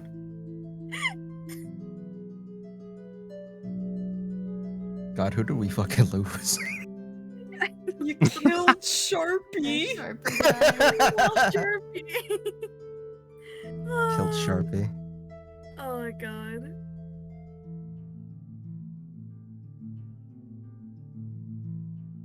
Okay. Well, I will say that it's in the midst of it's come back, you coward. It's in the midst of you all going in and doing your best to kind of blend into the bar goers that are already having a good time. There are some people dancing on the dance floor. Good food is being served, and most of all, a lot of alcohol is being consumed. Kind of most of all, the outside of the laughter and the cheers, music fills up the entire tavern, as it seems that a pair of bards are in the midst of entertaining, kind of playing off of each other to keep the mood of the bar going.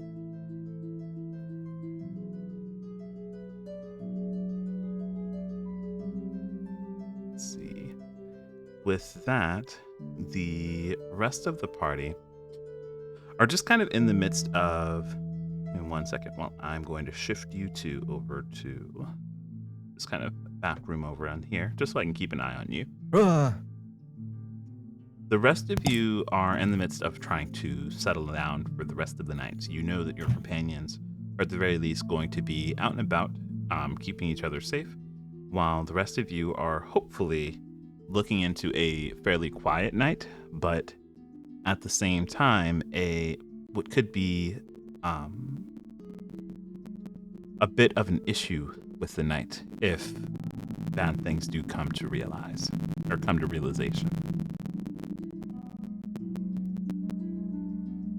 Well, I'm still kind of peeking out the door there towards the entrance.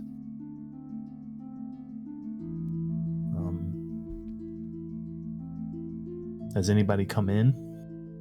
After seeing your dolled up compatriots leave, no one that you can see, and every so often you hear the audible turn of a page from the innkeep reading their book.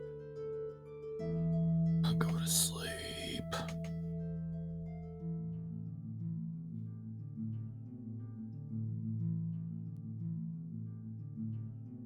All right, well, I guess I'm just gonna kind of keep watch for the next, I don't know, Until Obsidian wakes up. maybe 2 hours, and then wake Obsidian. I don't know how many hours it's been so far. Okay. I do remember that you said that you had I do remember that you Yeah. said you had something that you wanted to do tonight. I did, but the person at the front hasn't like left or accidentally fallen asleep like I want them to.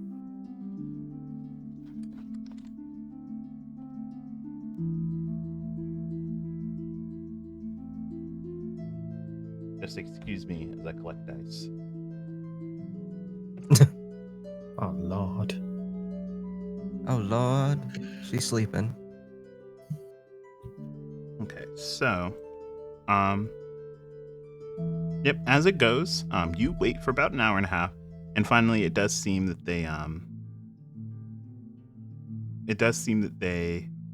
kind of do doze off a bit. That rhythmic sound of pages turning finally does come to a dull, and you watch as they put their head down on their hands. Yes. I'm gonna wait maybe like 5 minutes to see if they move. If they don't, it's a 10-foot radius.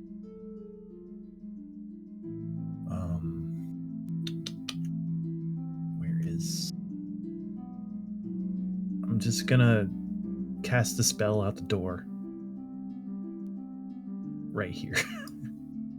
Okay, and what spell is that? I am casting Wither and Bloom.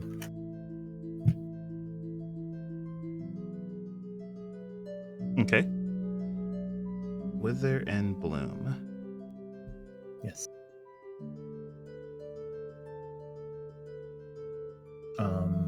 It's a 10-foot radius. Okay. Basically, what I want it to do, it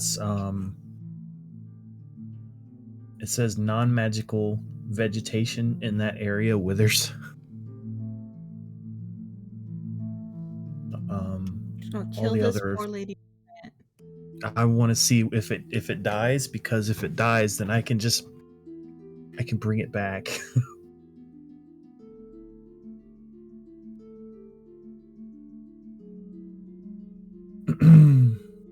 But the other effects, I wouldn't really need those.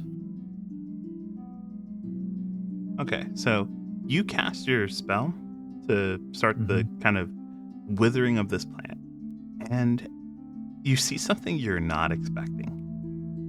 Or maybe you are. As this plant kind of wriggles and you see the wilting of its branches and its leaves, until finally you watch as it almost starts to tremble. Before it does almost the exact opposite from what you thought should be happening with your spell. Is it seems to get just a bit bigger. The wilting effect doesn't seem to fail, but it seems to get just a bit bigger before finally it grows to the size where one of the branches of the fern wisp over just slightly onto the shoulder of the woman who's sitting there. And the moment it makes contact with her, you watch as the kind of wilting effect of these small leaves falling off of the branch of this fern stop. And at the very least, it seems the effect of this plant being brought to death's door ends the moment it makes contact with her. Oh no. So the fern touched the person, and then the fern died? Well, the fern touched the person, and now the fern seems fine. Oh. Don't know that. In fact, the fern seems better than fine as you watch as the effects of the spell that you had just used begin to almost seem to undo themselves. The plant seems to look healthier, much bigger than it was before.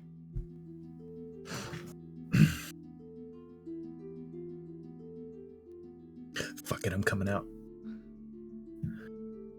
Oh, I'm gonna play it up. I'm walking out the door, coming this way. I'm pretending to yawn, Hey, kind of Vern. loud. my good friend Vern. No. What have I done? Hello.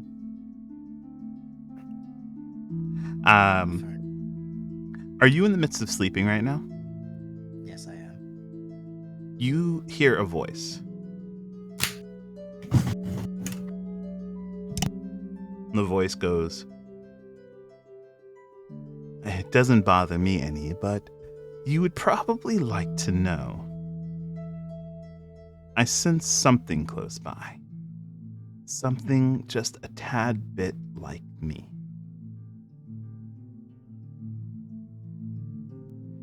And it's hungry."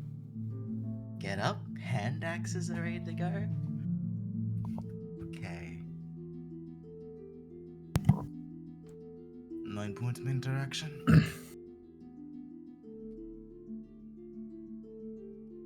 I should be able to, but I should be able to. Should be out this door in the front lobby, the place you were hanging out before. Okay. Good.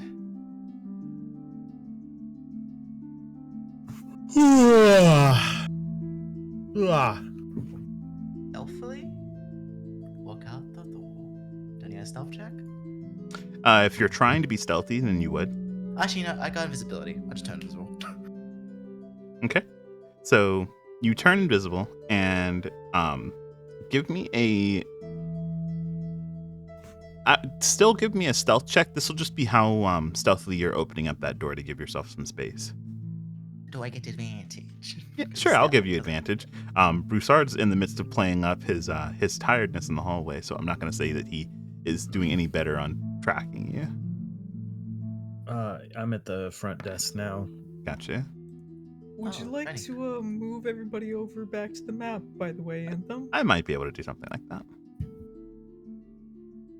But yeah. 20. Okay. So.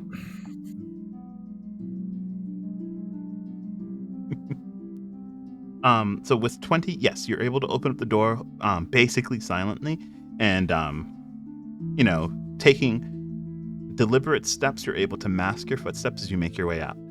Broussard, you give that fairly loud yawn, but you don't seem to have caught the attention of the innkeep. Oh, good. Then I, as they're kind of dozing off there, will. Where is it? Where are you? There you are. Poison. Oh, that won't work. Oh, or disease. Okay. I'm going to reach over and tap them on the hand and cast Lesser Restoration at the same time when I do it. Yeah, give me 1 second.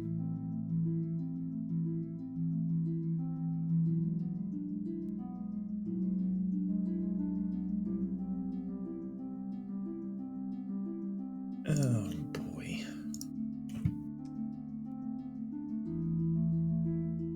So you cast Lesser Restoration, and Yes. as far as you can tell, the spell does go off, but they don't rouse at all. Something does catch your attention, though. In the midst of you kind of like leaning over and touching their hand to get the spell to go off, you notice that their hood is down, which they made the effort of bringing their hood down when you all came in, and you notice that just going along the side of their neck, kind of hiding underneath the rim of their clothes where the rest of their cloak is, you notice this kind of bright red inflammation. Oh no. Like stumbling backwards. Going around the corner, which of the 3 things I see in front of me give off the sign? So, at least when you make your way around the corner, you come up to the scene of Broussard kind of pulling his hand away from the innkeep, who is in the midst of who looks like they're in the midst of a nap. Their head is down on their book, their arms wrapped around kind of their head and their arms. Broussard stumbles back with the only real, I guess, change being that you've noticed that you almost walked into at the moment you rounded the corner. The fern that Broussard had mentioned earlier is much, much bigger. Oh God, what do I do? Oh God, Okay, obsidian. I'ma quietly uncloak, back around the corner, and look at Prasad. Gotta go get a song. Jesus, fucking Kill devil? Vern, do not Tell me touch why before I go ahead and do. the red fern. Do not touch the red fern. But I can feel it. If Fiendish. it affected her. It's affecting her somehow.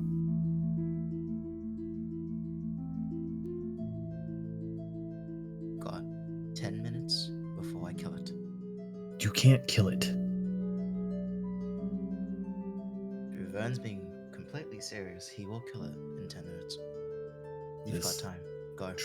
Listen to me. Do not touch that, whatever you do. I'm gonna go get obsidian, and hopefully they can do their magical healy stuff. I am posted and I'm ready to fight this Fern.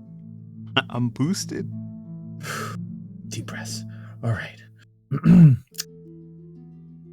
Nudge, nudge. Obsidian. Stairs awake. What's going on? Wait, I need you to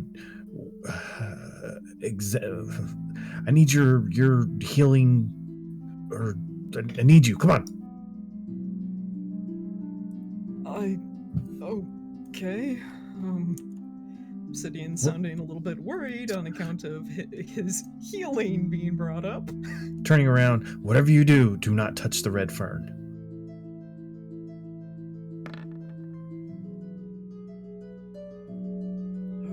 Okay.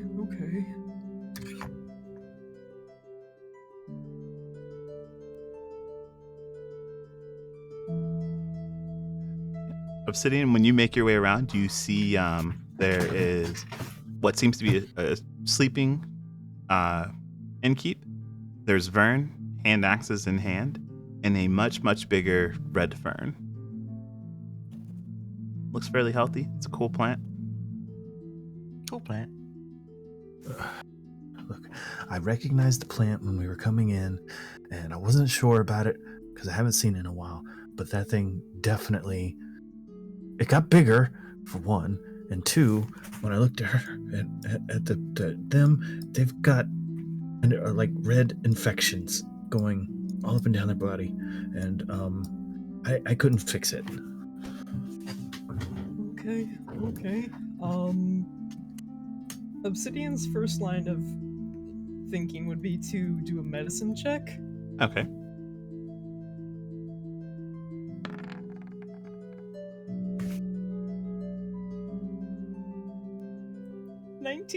Okay. Can you describe your medicine check to me?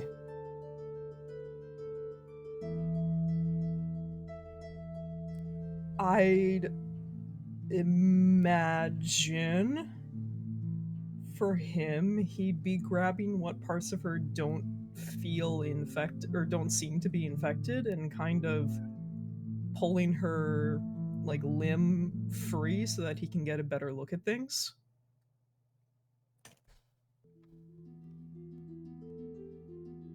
Alrighty. So when you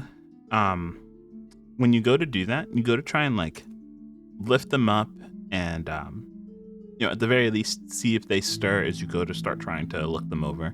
And you recognize one thing immediately: they are not asleep, they are unconscious. And as you go to kind of examine them, you see almost immediately the same type of red inflammation, their veins being very apparent along their skin. And you recognize immediately that it's not just that. When you went to go untuck their arms, you realize that the veins almost along their entire left arm, where Broussard, you saw that this red fern, one of its branches had grazed over that entire arm. Everything as far as veins have turned a bright red. Have turned a bright red all the way down to their hands. That's as much as you gleaned from that medicine check. Could I ask for one more important detail involved in this medicine check? Absolutely. Are they unconscious or are they dead? They're unconscious. As far as you can tell, they're still breathing. They just, even in your kind of prodding and moving them around, they haven't roused at all. Okay.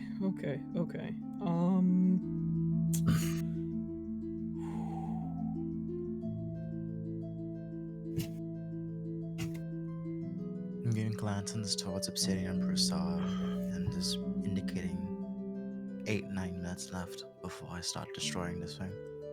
Is the plant still touching her?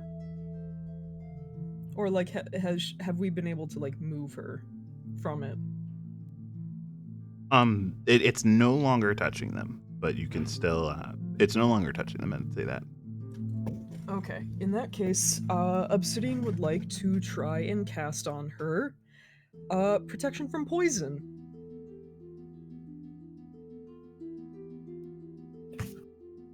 Okay.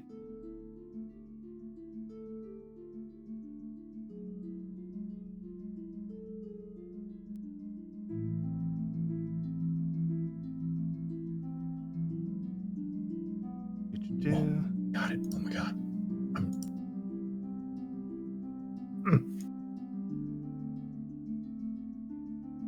Vern. So it's Do you still have that protection spell that I taught you?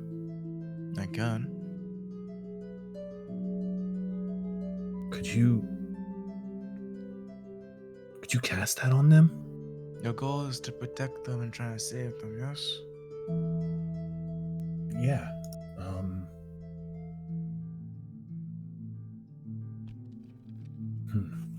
If I can't attack this, why can't I? What is it? It'll infect you.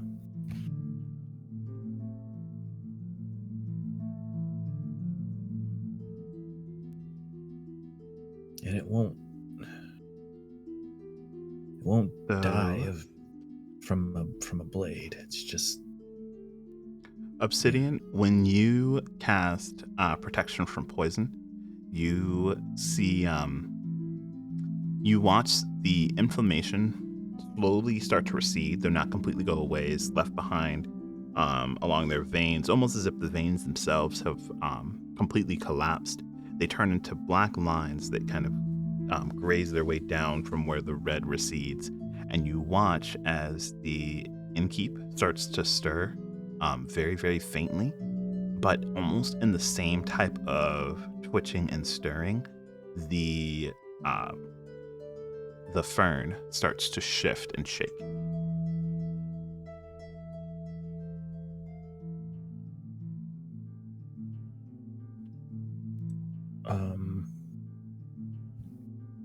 Do it again.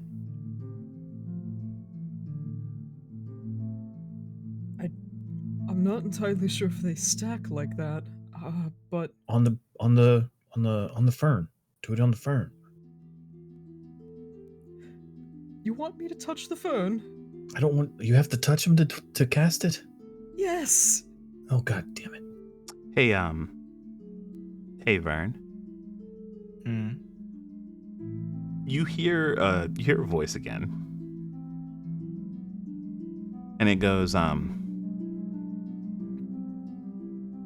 it seems like it's just about ready to show its face. This is a very interesting thing we have here. Get ready to fight. with the inflammation kind of reducing down, could Obsidian like pick the woman up and kind of like move her over to the other side here of the counter? Sure. And since you're average size adult, but I mean, you're able to kind of like pick them up. One of the things that you notice, I'm a big strong boy. yeah, one of the things you notice very almost immediately is that they seem very, very weak. Even from you motioning towards them completely, they barely even rise. You see the kind of peeking behind their eyes as they get pulled from across the table. And that's when you see it, not just the kind of grasping of the fern. You see you see the moment you start to pull them over, almost as if having so much leeway, grasping and looking for this a type of nutrients. You watch as they as you pull them across, and attached to their ankle is what seems to be a root of some sort that you all watched kind of gets pulled up, almost like a string almost, but you can very easily tell that it's a root system as it leads right back to the fern. And the moment you kind of finish like pulling them over, you hear this kind of snapping sound as this weakened root breaks loose of the woman's ankle, and the entire plant starts to rattle back and forth. Broussard, break up the third too. Get ready for a fight. Get ready for a fight.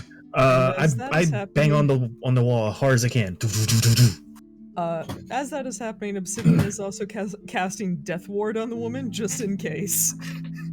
Okay. With that, Zaylee, Omen, what are you doing? We were talking. Oh, I see. Although I'm someone just assuming banged we on just a heard wall. that pounding, so. Our Jump girl's scare. tongue has been disturbed. Oh my god. Yep, so you all It's hear like- this pounding on the wall. Good gracious, what's going on? It can't be anything good, can it?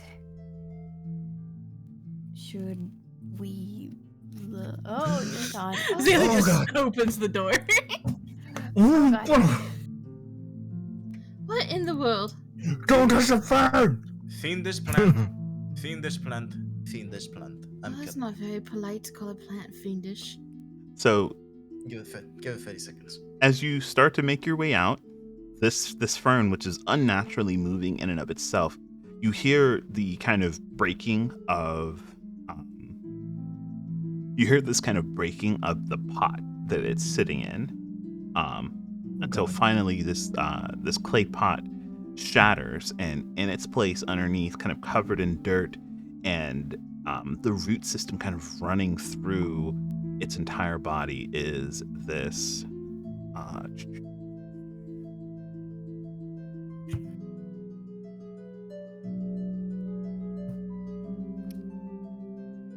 this I little very much dislike this. this little imp. I don't like this at all, actually.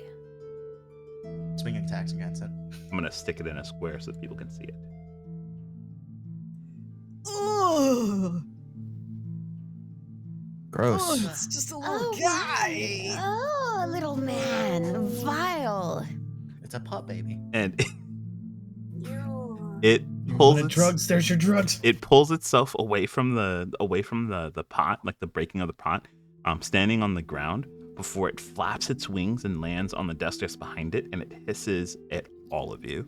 If you're gonna fight, this is when I need initiative. Well, May can I I You're right. roll It is our knowledge? fault. Yeah, knowledge? Knowledge? If there is combat, it is our fault. Can I do an Arcana check on it? I will Yeah, I don't take want to immediately. Religion? I am edging to jump into it. I will You take gotta knowledge fucking make it religions, quick. knowledge. I'll take knowledge religions. That would be the only one that's applicable. Zaylee, what did you ask you wanted to do? I wanted to Oh, roll I- knowledge. Okay. I have a +5 to that. Okay. Hey, yo, dirty 20. 19.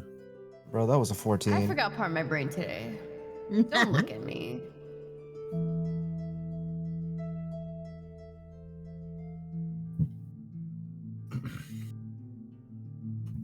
As well. Before I jump into fray. Never mind, I'm too angry. Okay, so for all of you who rolled above a 10, this thing does not leave too much to the imagination. If you've ever heard of one being explained to you, this is an imp, a devil creature who usually plays the role of messenger and spy for more powerful creatures. This one seemed to have been connected via these red plants, feeding off of the life energy of this woman, literally sapping the life away and trading in its place, which you can only assume is the poisonous. Most of the root system seems to be attached to its tail, which Broussard and Obsidian, both of you know, produces a very, very deadly toxin. And the moment it kind of bursts and hops onto the desk, how many of you here speak Infernal? I I do. do. Nope. I do. I don't remember.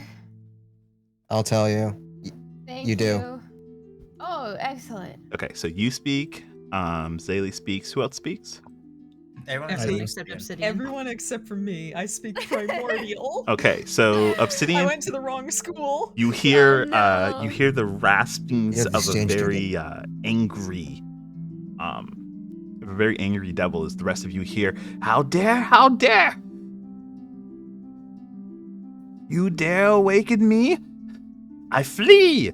And in that instance, it goes to kind of like straighten up its back. You hear the cracking of bones as it basically been planted or maybe even spawned from inside of this pot. What are you all doing? I'm Yeah, no, lunging fuck at this. it I and cast grappling it. light. I'm grabbing it. I'm killing it. I cast blight. Initiative. I'm grabbing it. Initiative, Yeah. please. Let me fight it. Let me kill it. I don't want to fight it. Let me I kill cast it. blight on this evil You plant. can talk to it.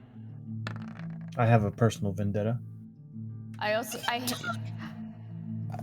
Two people wanted to kill it because they have personal vendettas against demons and stuff, so Listen, I got a I thing think against evil it's- plants. Bro! Listen, okay. I'm not rolling initiative because if they fight it, I'm just going back to bed. What's the issue? Okay, so for those of you who are going to act, you should, for those of you who are going to act, go ahead and roll initiative. Go ahead and plug in your initiative. For those of you who do not want to be a part of the initiative, I'm fine with that. Please go ahead and put yourself in the initiative, though, just in case there's anything that you want to do. I would like to know when you'd be able to make those moves or just talk to it. But as of right now, this thing's kind of like straightening up its back. You see its tiny wings kind of fluttering out. The ends of them actually looking just like the ends of the ferns plants, its branches. And its tail kind of rasping itself free from the rest of the root system of the plant.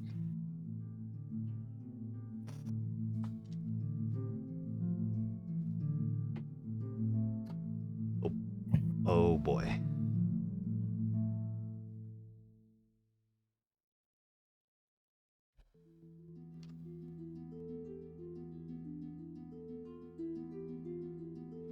Okay, actually, and with all of that, Zaylee, you're gonna set the tone for how this all goes. Oh man. Go back to bed. Like, Woken okay. from sleep. I want to just paint the picture of what Zaylee's been doing the last like hour. Uh-huh. Zaylee's been in that bedroom contemplating whether or not she should even go to sleep that night because she's afraid if she goes to sleep, she'll try to kill Omen again. So she was just going to come out here and she was just going to give Vern her umbrella and go back to bed. But now that's out the window.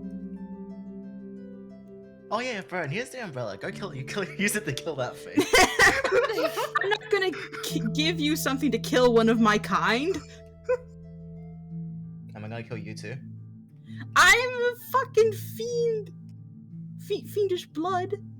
Rude. Listen, Owen has This no is problem with the profiling. imp. Owen only has a problem with evil plant.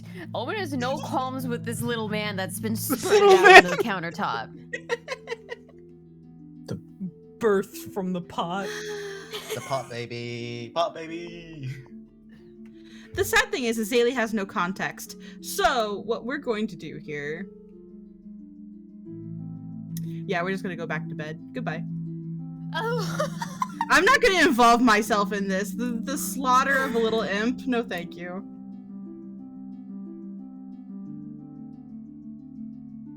I'm good. Oh. Okay, so you all watch as Zaylee kind of slips behind all of you back into the door and back into their room. Omen, what are you doing? I cast blight on the plant. Necromantic energy washes over a creature of your choice that you can see within range, draining moisture and vitality from the target. Make a Constitution saving throw. The target makes an 8d8 necrotic charge on a failed save. Or If it's a half as much plant as- or a magical plant, it makes a save at disadvantage, and the spell deals maximum damage to it.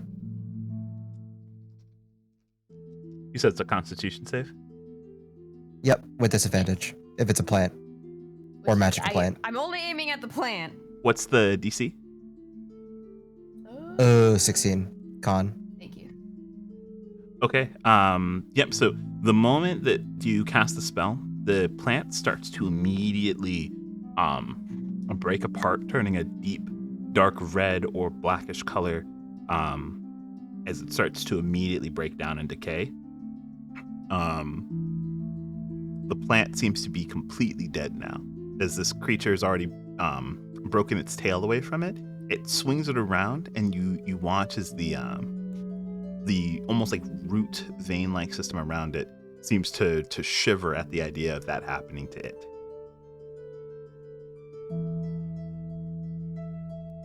Goodbye, plant. Goodbye, plant. This is a dead plant now. Anyway. Hello. That's it. It's done. Steps there. out. Obviously, the I problem is killed the plant. and that is my only concern. Why are they attacking a plant? Broussard said not to touch the plant. I did not touch it. It is dead. I have no idea what's going on. I don't know either. That's the best use of a fucking 4th level spell I've seen. In my life. I want this evil house plant gone. I don't want to think about it. So with that, Broussard, it's your turn. You've got an imp, part plant, part imp on the table. Mm-hmm. Plimp. You've got a plimp on the table. Don't call it a plant. Plimp man. I have to. A plam, man. Plam. Plamp. Plamp. That's its name now. If you ever get to that part. His name is now His Plant. name's- With side ferns and everything. Holy shit. I'm gonna move down one just a little bit, Uh-huh. and then I'm gonna cast Thorn Whip on it. I have to make a melee spell attack. Okay. I'm assuming you're still within the range of it. So Yes, 30 feet. okay. So you can go ahead and roll that. 15. That'll hit. Cool. I'm assuming this does some kind of 2d damage. It does. It does 2d6 piercing damage. Oh, okay. Oops. 5. I don't know why I did that separate. 6. Yeah, 6 bleh. 8, 9, 10, 11. Okay. It's not dead, is it? It's definitely dead. Oh. As your whip comes out and it it kind of goes through. You yank it back to kind of get the lasso effect, except for the moment that you yank it back, it gives a sharp whipping sound and it completely takes off the creature's head. Oh, okay. You killed a baby. How does it feel? Yeah. It I feels killed a good. plant. And That pesticide has a force level spell. And I Be saved a gone, life. plant! Question mark? with that, the creature immediately kind of falls over, and yeah, that is that.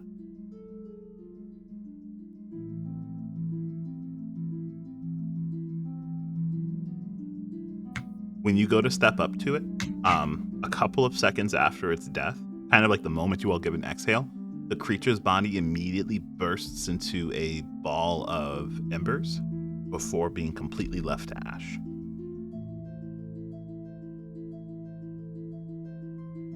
Who said, are these coming in your area?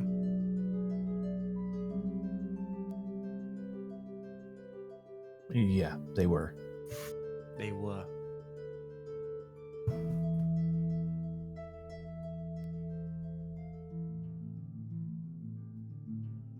Let them burn down the forest now. Now Fire that doesn't work. Now that Plant is fucking shriveled up and Imp is gone, does woman seem to be okay? They still seem very, very, very out of it. But at the very least, you don't think that their life's in any danger now.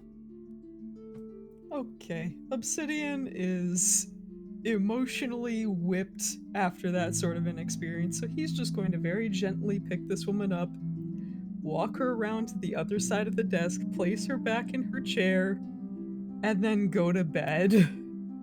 Nothing ever happened. On top of the imp ashes. Nobody No, cleaned no, up the imp the ashes. ashes are like above her.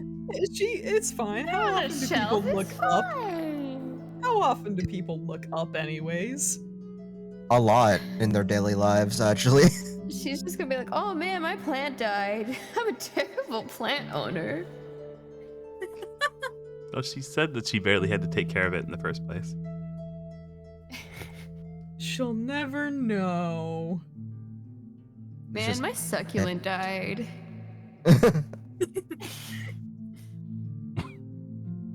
I never look up. The plan's flawless. I love it. But yeah, he'll just put her back in her chair as if nothing happened, lean her against the desk. You just kind of lean back against the desk. Yeah, yeah. If fingerprinting existed, this would be fucking terrible. Fucking boot prints all over the floor, a And bunch you of know, lip. for the next better part of 8 hours, if she at any point hits 0 HP, she'll live, so it's fine. Just cast that every day before bed so you don't die in your sleep. Jesus. All right. Perfect. It's flawless. Got it. Vern, what about you? What are you doing? The white part is potted anymore. Where's my resignation? Where's my resignation papers? And talk to Nerve about if that thing's actually dead or is it just sent back to hell. When you formulate the question in your mind, you do hear Nerve's voice go, any one of them killed on this plane are simply going to be sent back to one of the 9, so it's gone, at least for now. Okay, as long as it's dead, I'm not here anymore.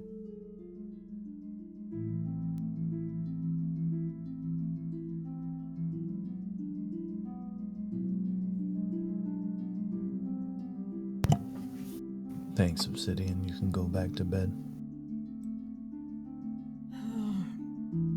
Considering how wildly things went just then, I'm surprised it wasn't actually a worse situation. So, thank you for coming to ask for my help. And good night. Night. Sleep for 2 hours, wake up and do my night shift. Okay. You know, and what are Zaylee and Omen doing? You've kind of stepped back into your room. I see that you've made the attempt to apologize for any attacks that could happen. I take my umbrella and I put it on the floor and I kick it to the back of the bed. So if I do like sleepwalk, I have to crawl under the bed to like reach to grab it, you know? What if we have you sleep on the side closest to the wall as well? And I will sleep on the outside. Then that's closer to the sword. But then you have to climb over me and then under the bed. Yeah, but if I kick it to the wall, then I just slide my hand between the wall and the bed and I grab my sword. What is it too there's thickness to it. It's a whole umbrella. It's a fancy parasol at that. Surely you can't just slip it through the crack. Surely you can't just slip it through the little crack like that. Okay, yeah. We're gonna pin me against the wall. Yes. And we're gonna sleep, and if I have to get my umbrella, hopefully it's a whole ordeal and I'll wake you up. Yes. We have a plan. Why is everything so convoluted when I'm gone? It's so convoluted when you're here. It's okay. Or we could sleep sideways. This also works. Okay, so there is a plan in place. It may or may not work, but there is a plan. An attempt is being made. Good job, us. Yes, a pat on the back. Yes, pat on the back. Okay. An attempt is being made to be versely responsible about things that they know could happen in the midst of their rest, but the rest of the party seems to be trying to rest. Vern, you said you were going to get your couple of hours in and then go about your usual routine? Yep. Alrighty. And in the midst of the rest of this, Astria and Mika, both of you have found a very kind of festive and bright tavern to spend your time in while hopefully avoiding any pursuers. What are you two doing? Is this tavern that we found ourselves in also an inn, or is it just a tavern? It's also an inn. It has beds upstairs. Basically, when like disguise self was about to end, it lasted an hour, and it said it took like half an hour to get there. Mm-hmm. Around the 45-minute mark, we'll just probably call it a night after partying with everyone. Try not to get too drunk to keep it up, and then just try to find a room. Gotcha. Speaking of not getting too drunk, Astria, how much did you drink when you got there? Oh, we went bar. It's hopping, been, right? yes, for 30 minutes. And then we party for another 15. So basically almost an hour. But I also said I'll use as many disguise selves as I can. So Okay, so I have 4 hours worth of disguise self. How much did I drink? Do I also count the amount of beers that I drank at the beginning of the session? Yes. It takes a metric ton to get you drunk, but you can exceed that if you go overboard. How about you roll a D100 and find out? A D100? Oh my god. You drink that in 30 minutes? Shots, everybody! Okay, I guess I'm doing a D100, hold on. Oh my god! You'll die! Wait. You want to do a D20 instead? A D20, okay. It seems more reasonable, yeah. 20. It was just a percentage. It was a percentage of how drunk they were. Oh, okay. Damn, I drank like 50 cans of beer. Oh shit. Bruh. Bruh. We have a massive tab of fake people. See here. Bruh. Mika had to pay for everything. We're not gonna Bruh, pay. We just leave. yeah. I had to play the fucking role of like the dumb noble who just spends as much money as he needs to. So yeah, I did. All right. So 16's a big I'm number. gonna roll a d12. Astrid, can you do me a favor and roll a Oh fuck. both of you? Okay. Got it. I'm not as good as her. Both but of you I give me yeah. Constitution saves as you just try and live tonight. Oh. Okay, I can't. Con save, bro. Mika got too caught up in the flow of the acting and followed too much in thank God. Astria's lead. Dirty 20.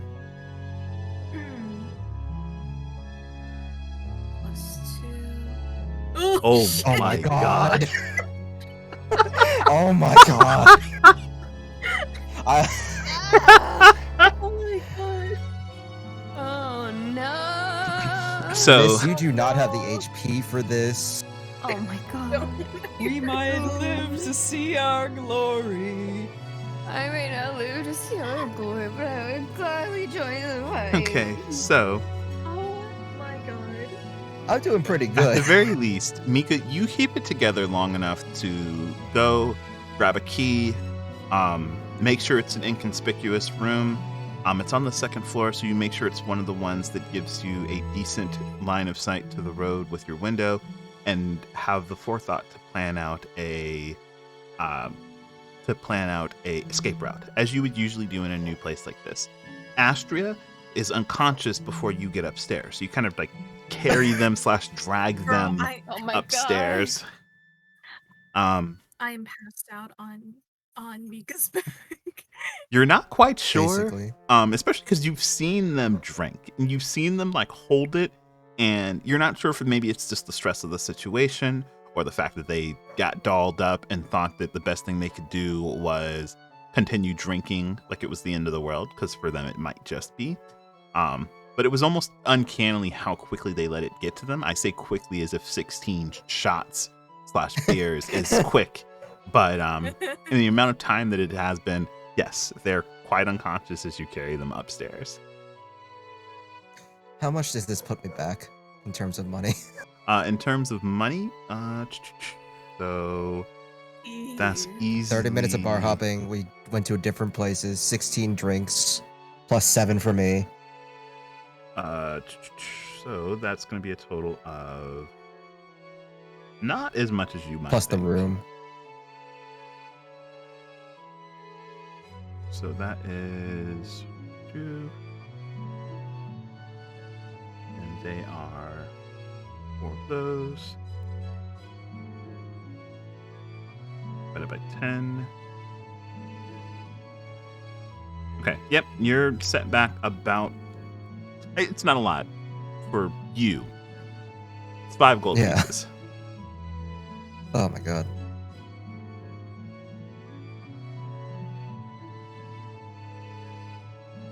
But you do manage to carry them upstairs, and with your key in hand, make your way into what is hopefully the most inconspicuous and quiet night that you'll have, away from the party, while on the lookout for pursuers. And at the very least, you Beautiful. manage to keep a hold of yourself. Anything you're doing in particular? Just keeping an eye out. And if I have to, I will use the new spell I got, which is Tiny Hut, and just fill the room with the inescapable dome, so Gotcha. nothing can get in and out. Gotcha. Makes sense. And let's see. With that, your night goes by. Gotta do some rolling myself now.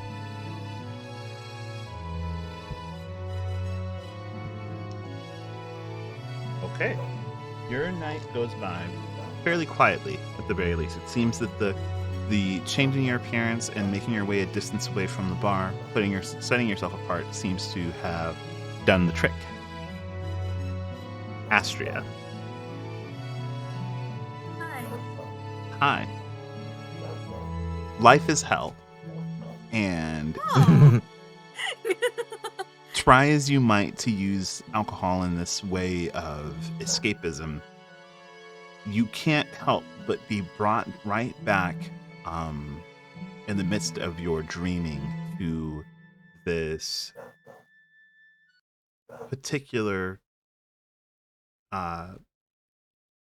this particular hell-like place. Oh no. Let me go and get some appropriate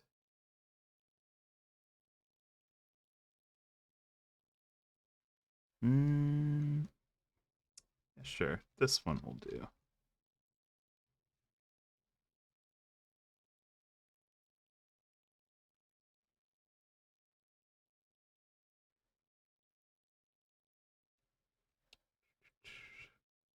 And we'll go with this one.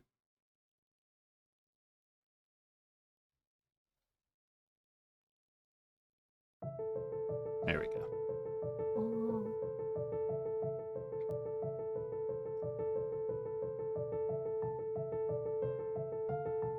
In the midst of your dreaming, the nightmares are always the same. You find yourself back in the capital. You remember the way that the streets sounded, the careful planning that it always took to make sure that no one was following you. You remember their words telling you to relax, that you did a fantastic job watching out for them, and that nothing would matter, at the very least, in the sense of something happening to them. You covered every base. You made sure that no one knew where your ward was, and you swore yourself to protect them. You remember the first taste of alcohol. You remember your senses being dulled, and you remember thinking that maybe, just maybe, you'd be able to say what you needed to in order to get what you truly wanted across. You remember the snapping pain as reality struck again. You remember the sight of looking at them, life drained, and your mission failed. You remember the scathing words of the blame being pressed onto you. And at the very least, it's in this instance that you remember fighting to get free, fighting not wanting this to be the way that you went, not wanting this to be what people remembered you for, not wanting it to be true, despite the alcohol robbing you of your memories that night. Thankfully, though, that's as much as the memories, the nightmares, hold on to you as you snap awake in a cold sweat. Give me another Constitution saving throw. Oh dear.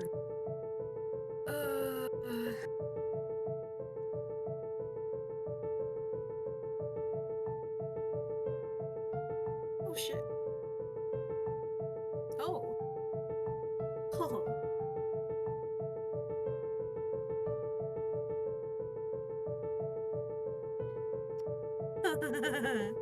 You wake Oh up my god. and it takes a minute to even recognize that you're not in that same place, that you're not in that same room that you thought was safe, that you're not next to the same person you were hoping was still alive. But when you look over to the other person in the room, you see Mika. That disguise, or at least the disguise that had already worn off, the change of clothes, and you recognize that you are still with the party. You are still on the run. Your life is still hell.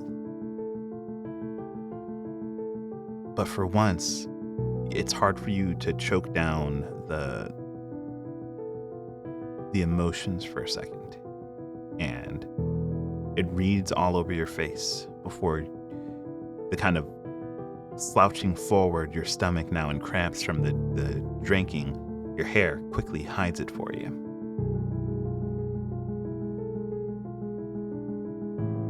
Simply another night in the life of Astria.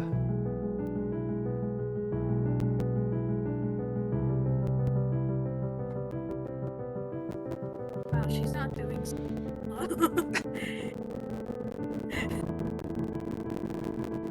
What happened to all your fucking nat 20s?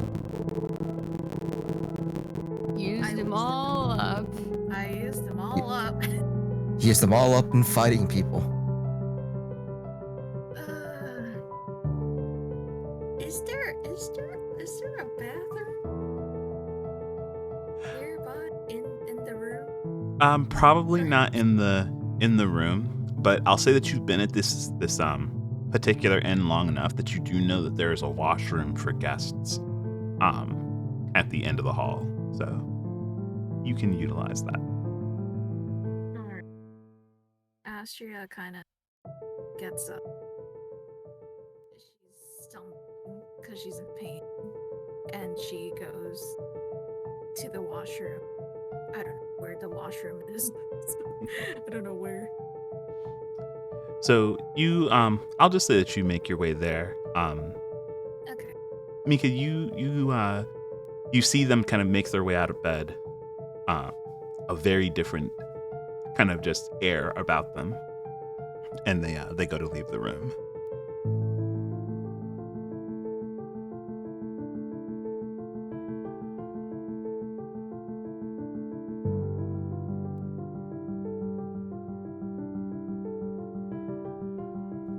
Oh, I was muted. I'll cast another disguise self and follow them out, even though I'm telling them probably, Astrid, you shouldn't go out alone. I'm fine. I'll be fine. No, doesn't matter. I'm coming with you. And throws on the disguise with Simon like a nightgown, just like as if they were going to bed, you know. Gotcha. You make your way down the hall to where the washroom is.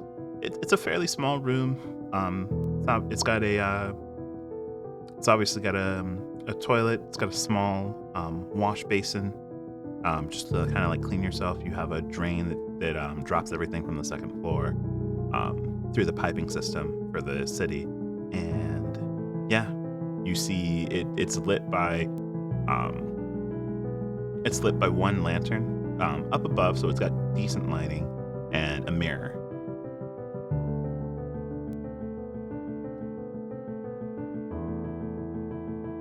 Also, Mika's gonna be inside the washroom with her. They're not gonna stand outside.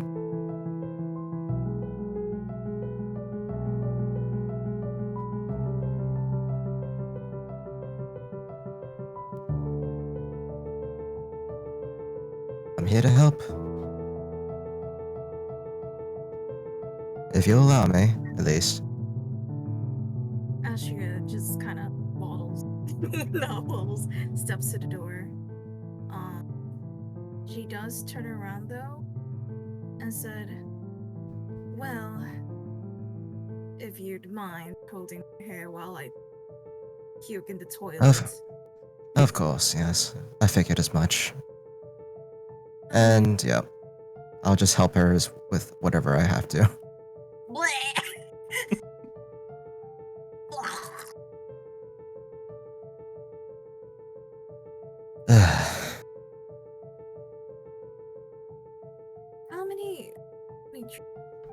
How many cups did I have? 16. No. Plus the 5 you had earlier, so 20. 21? 21.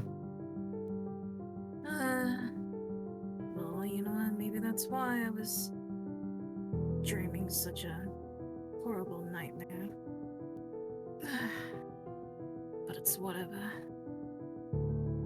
It happens. I won't bother asking if you don't want to tell, but yes, I understand.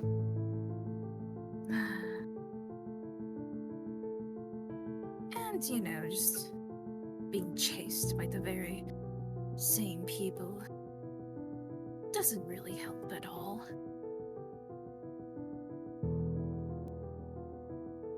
For a crime such as yours, or what you're accused of, it seems they probably are trying to make amends to the people that you failed. Not saying that you did, obviously, just putting the words as they are laid out. They're probably trying to retain their former glory by getting you, I'm assuming. And yes, I know quite a bit about you, why you're running, all that.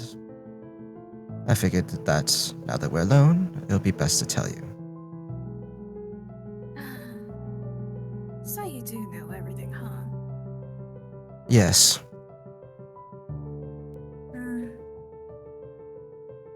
Well, it's always the same nightmare. One where I'm running away. And a sense of guilt. Not being able to save the person that I actually care for. And instead... so you're not guilty of killing them. Of course I'm not! Okay, don't get all uppity, it's just... that's what you're accused of, and that's what I've heard.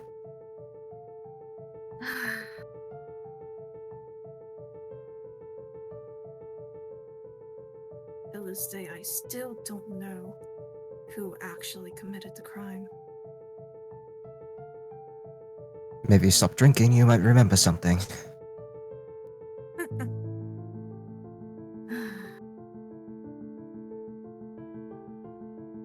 It just... after that night, that one drink I had, it just helped me, The sense of guilt just washes away. Of course, I remember the same thing every single night, or at least most nights. But at least in that very moment, I can just forget him. Forget about running. Everything.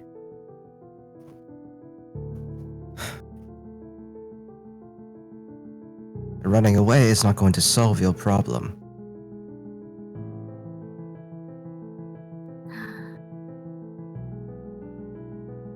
Maybe that's why I decided to join your little party.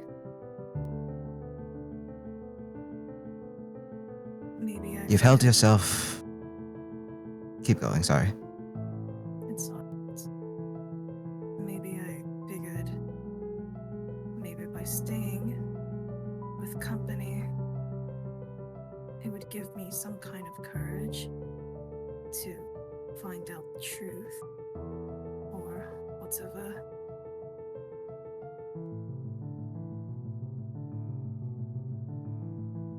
You saw that we're dealing with Obsidian's problem. You witnessed us trying to deal with Omen's past. We're going to confront our dear druid friends' past as well.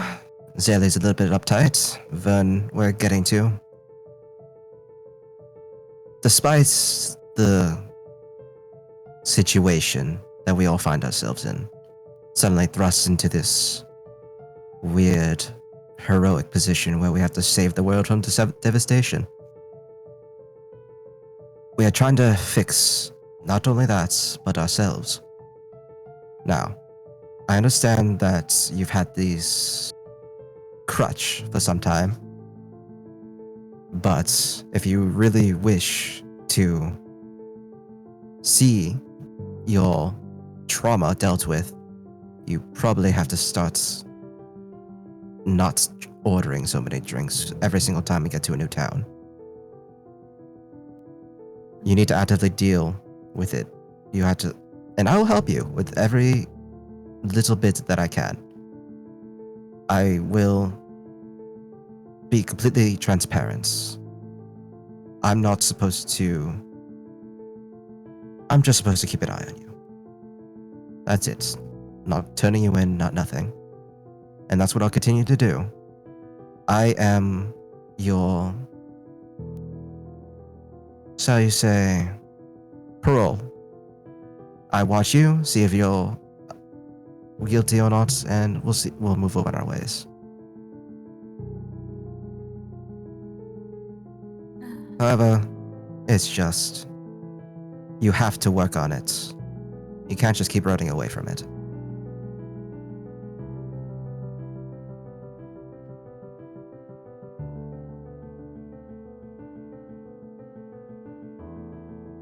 Astria kind of gets up from her kneeling position and she sighs. You know, you might be right. I know I'm right. Except for that.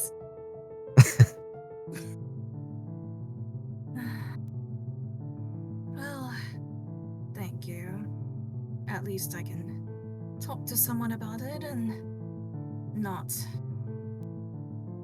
think about things by myself until the early morning. Just know, we are here to keep you safe. Despite what I know about you, if I was truly out to get you, I would have just left you in your room and I would have let the thugs take care of you. I'm here to look out for your well-being. Thank you, I guess. You guess? Anyways. Ugh. Regardless, wash up, finish up, and we'll head back to bed. We'll meet everyone in the morning. Astria dunks her face into sink. I was so worried you were going to say toilet.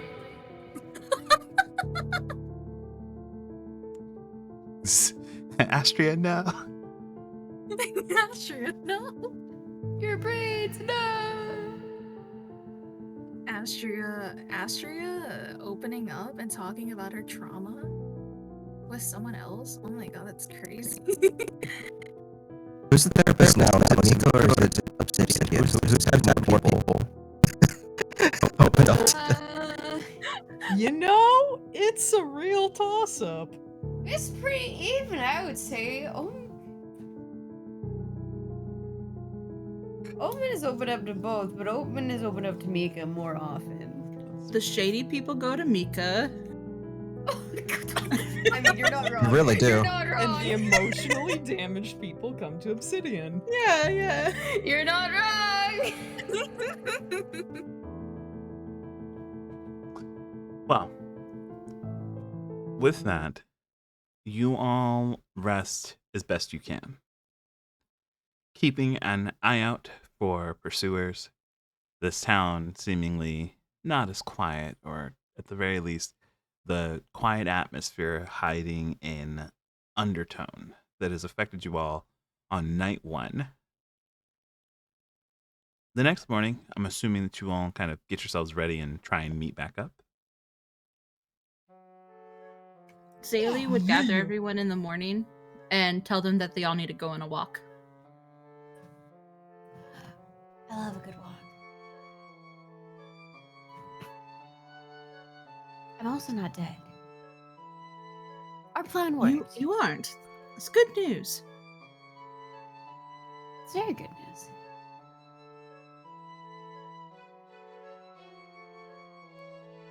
I say as I grab my umbrella.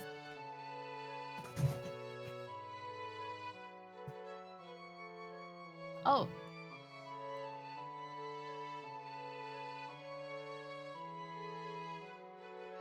Good morning, everyone. Morning.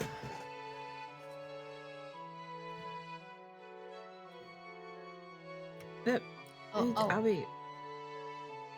I guess we're convening outside. You know, we could say hello. We could say good morning. We could greet each other. We could use words. I used my words. You did.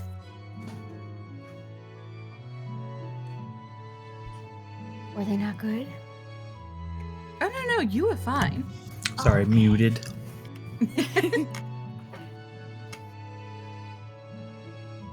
Think we should all go on a walk this morning.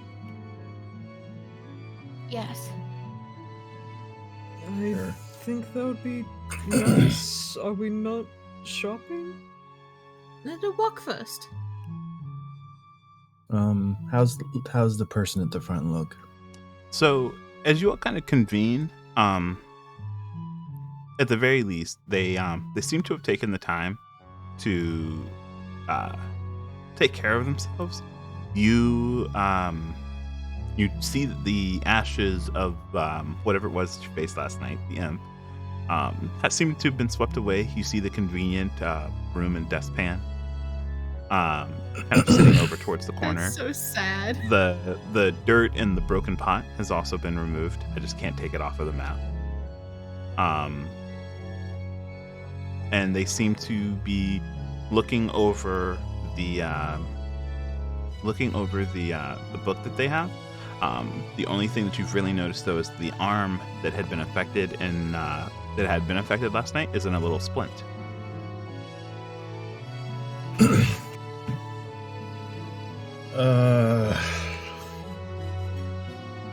Wait, the plant's not dead? Oh, the plant's dead. The plant's super Okay, dead. I good. just can't take it off. It's a little token off the map. Okay, understandable. I'll healing word them on the way by. Okay, so you kind of use a healing word, and you can see like they immediately kind of perk up, feeling a bit better, and they look over towards you all and they go, I see you all are heading out. Do you need another night, or should I be cleaning up the rooms?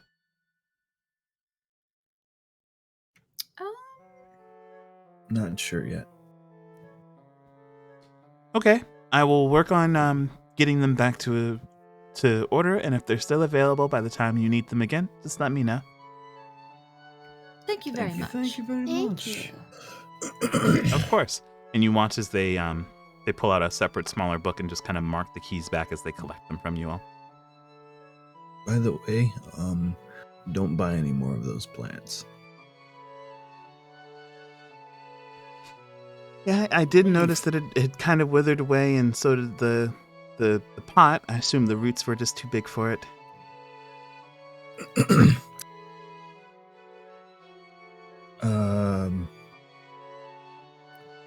think it might have been poisonous too. I did wake up with my arm in in a sort of bad state. I will I'll keep that in mind. Thank you. See ya.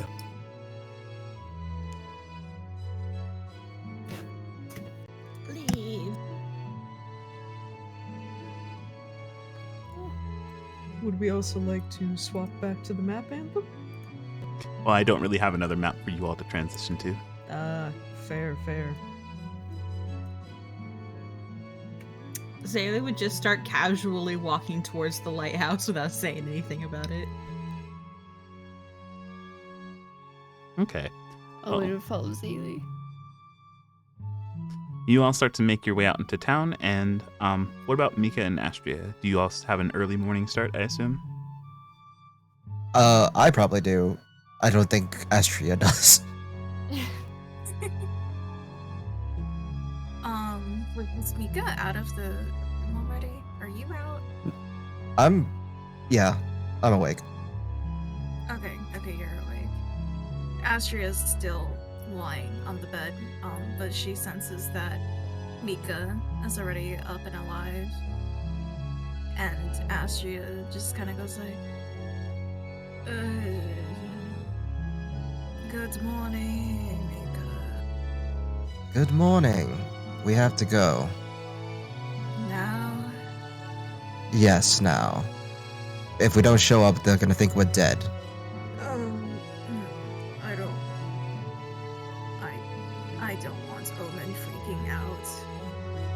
I don't think Omen's gonna be freaking out. I think Obsidian would freak out more. Regardless, we need to get going.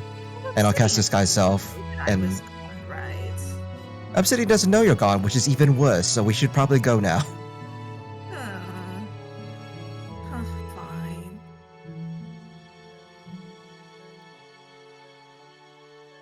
Anyway, I'll cast Disguise Self, get to similar setup I was before, probably looking a little bit more worse for wear. But we'll head out. Okay, so you all go to head out, coming from not necessarily different parts of town, but taking different routes to get to the same location. You meet in the middle of a fairly large courtyard. It's meant for having carts make its way through and a lot of cargo to kind of be set out in the way, just in front of a very, very large lighthouse. When you all, I'm going to say that Zaylee and their group, they get there first. You all see, at the very least, you recognize Astria from dolling her up, Zaylee, approaching, and then what you can only assume is Mika's disguised self making her way through.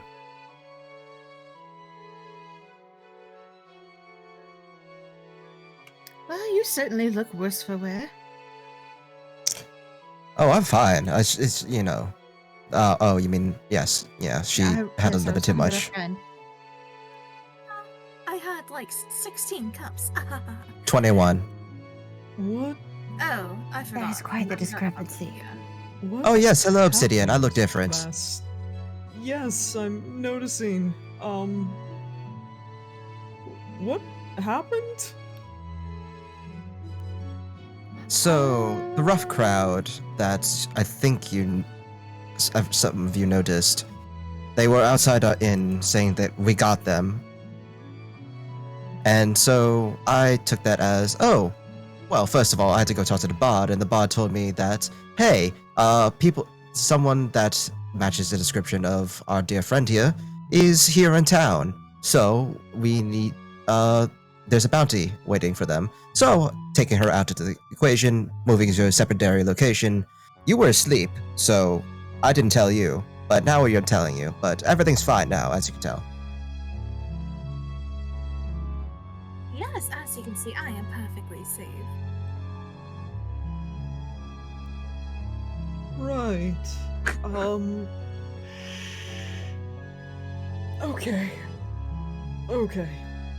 That is something to keep in mind then, I suppose. We cannot get out of here sooner.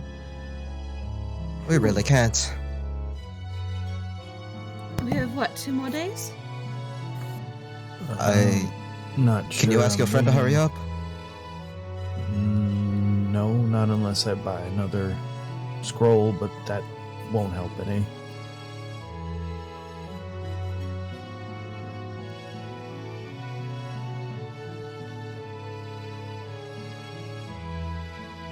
Ugh. Well, we're stuck here. And the company that is looking for our dear friend Astria is looking for us. I can continue to keep her at that secondary location, or I can continue to move her. But the sooner we can get out here, the better. We should probably all stick together and just keep moving. Now we can, but last night was dangerous to do. We should probably stay at a different inn tonight, if I'm being honest. Hmm. I agree. Broussard, Yes.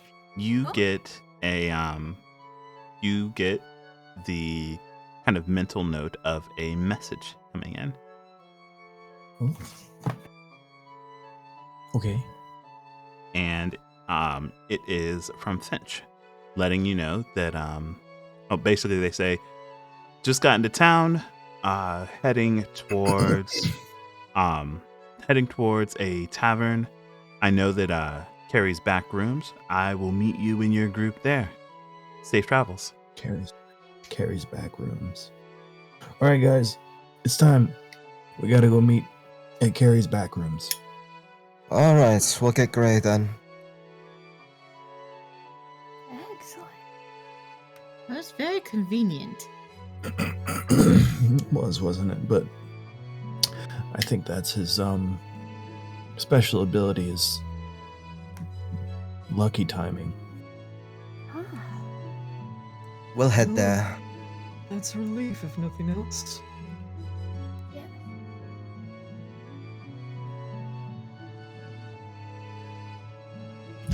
Where are we Alrighty. going?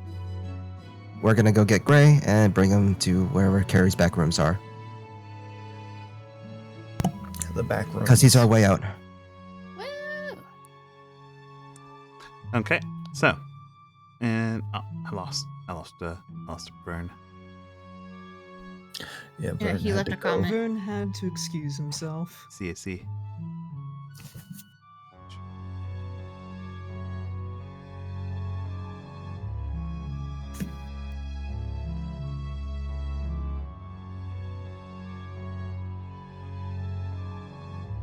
Alrighty, so you all make your way back past the inn where you come across Gray, and they are happy to follow you as you make your way towards Carrie's back room.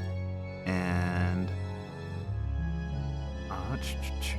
I am just going to say that just outside of Carrie's back room, you all come across the person that Broussard recognizes as their friend here, and that is Finch.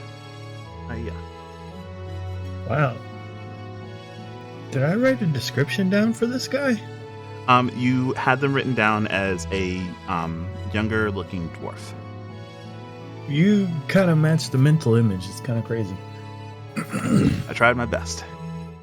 You did a good job. But you come across Finch just outside of Carrie's back room, and first thing he says is, "I didn't know you could make this many friends." Me either, but for me. But Jesus, I'm just gonna like run up and like hug him. He gives you a nice hearty hug, so much so that he, despite being smaller than you, lifts you up off of the ground just a little bit. Oh, my back, my spleens. Oh, you're fine. You're fine. He glances just past you all, and he says, "And I assume you all are with Broussard here. He talks a little too much, or sometimes not enough. He never knows an in between. Name's Finch." It's Finch. very nice to meet you, Finch. Pleasure to meet you. This is Obsidian. The other one that spoke was that's Mikhail. We have Astria down there, and Omen, and we have the big guy back there is Vern, and then we have Zaylee, and of course you probably know Gray. Me and Gray have worked together a couple of times, especially after my new position. Gray, I hope you're staying out of trouble. And he was like, Gray looks over and goes, "Do you see who I'm with? Do you?" Yeah. So, how's that transportation looking? Boats at the port. Few hours down the road, Riverside. I got the extra boats that you need, so I'm assuming you need to actually sail into the swamp. Yep. Just to let you know, waters are very dangerous down there now. Oh no. Yeah, Well, bandits are I mean- making the run of the place. Torog's group's not even the same. They're fairly quiet as far as I can tell, but I haven't ran into any of them. We did. Out on the. Well, out there. Out where? Out at sea? Yeah, out to sea. Torog's boys aren't sea guys. They can barely sail the They- rivers. They didn't need to sail. They were. What were those things called? Sahagin? Yeah. The fish Oh, you're boys? talking about the the armor that was torn to shreds and used to fashion a bunch of. Okay. Yeah, they had Torog's. I gave you the badge. You should Yeah, have it. Oh, I do. Yeah, it's in my pack. I'm kind of rummage through it. I mean, you've seen it. It's the same thing, right? I pull it out and hand it to him. Yeah, that's them. They're just. I mean, you know the leader guy. He's not a fish person. He's a Goliath. That fish person was Goliath-sized. He was pretty big. Matter of fact, I still have one of their harpoons. Rusty. Yeah. Well, transportation secured. Yeah. We'll be taking. Gray, you still got your cart? He gives him a nod, as if Gray would ever go anywhere without his cart. Oh, we'll be taking Gray's cart back. I'll load it onto the boat. They've got a crane there, and I'll be happy to take you all as far down the river as you want to go, so long as nothing gets in our way. Yeah, we kind of need a quick exit out of the town, if you guys don't mind. Can the non-conspicuous ones do the shopping before we go, and the rest of us will wait on the ship? Yeah. Yeah, you all do whatever shopping that you need. Yeah. And as far as a quick exit, he flashes his Wanderer's badge. With this, nobody at the gate has the authority to stop me, and I'll travel right on through. Asher and I will come with you onto the boat. The rest of you, I'll hand over the weird scythe thing that's going to be turned into a short sword. See what you can do with this.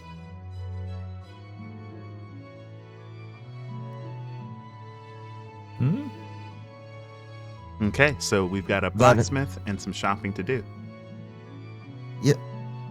And Asher and I will exit stage left because we are on the run. Me for other reasons.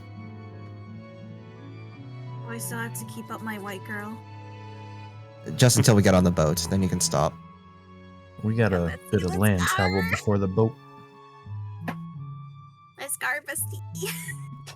I hate it here.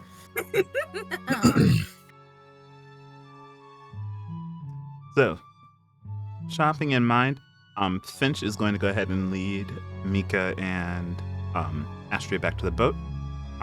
It's just I guess to the cart before you all have to head towards the boat. But at the very least, he knows he has it in a place where they can make a quick leave of town. Gray goes with them, and the rest of you all are doing any shopping. I have Vern's shopping list. Did anyone else look for anything or want to kind of get the work done on the materials that you have? Obsidian would just want to pay somebody to break the 600 gold pieces chunk of diamonds into two. So it's 300 GP chunk of diamond. Okay. You go and you find a fairly accessible kind of marketplace merchant. They said that they go ahead and appraise the piece of diamond that you have, and rather than break it for you, since it's hard to kind of break it into an evenly set amount, they simply take it and they give you two diamonds that you can easily appraise for about the 300 gold pieces a piece that you wanted. That works too. Yeah, Obsidian will take that. And then they'll get more money. Yep, we'll make this into something worth more than 600 gold pieces.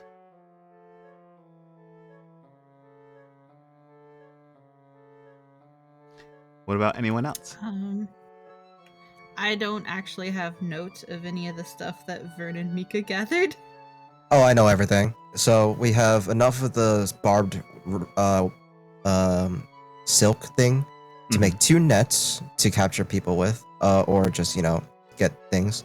We have enough to make probably a scale mail in terms of like scales from the weird freaky fish thing, shark spider. Oh yeah. And then we have the scythe thing that can be turned into a short sword or something.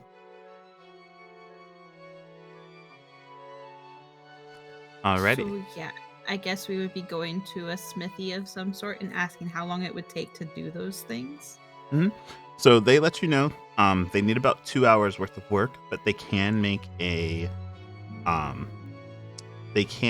short sword that is. Where is my sheet of items? So I've actually already made up some of these items.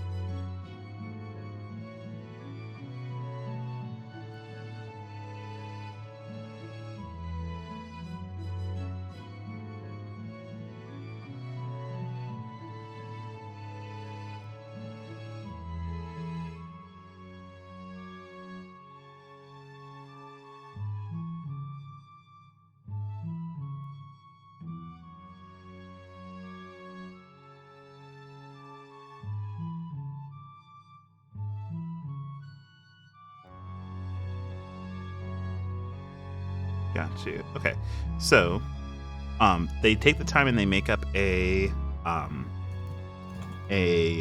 short sword that is of uncommon rating, and it is actually made to the best of the abilities. It is while it's not a magical weapon, they were able to craft it in such a way that you can take advantage of the sharpness of the weapon.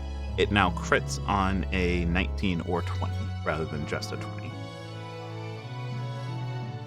Okay. Thanks to the special materials, if you all want to have a set of armor made, up to a medium set of armor, it would actually be just as good as whatever armor class you would want it to make it out of, and it would be a +1 set of armor.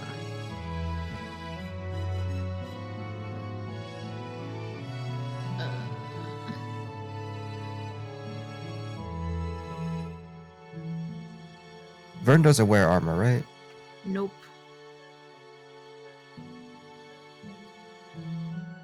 And They because also you all said- are providing the material too, you'd be getting it at half its price.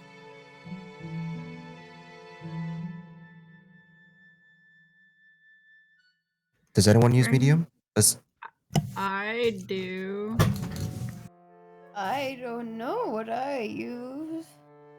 Would you like to ask him when he comes back, like next time, or just like say that we did it? If you're talking about Vern, I'm pretty sure still doesn't wear armor at all. Just like what he would want to do with it, Oh, because okay. it was his idea. Yeah. Yeah. If you want to Stuff. put that to the side, then I'll ask them when I ask them again. Yeah. Yeah, the sword was mine, but his was the scales and the nets. Gotcha. Mhm. And then if the nets, Can we if get you, his nets fashioned? if you wanted to have the nets fashioned, it would be should be under.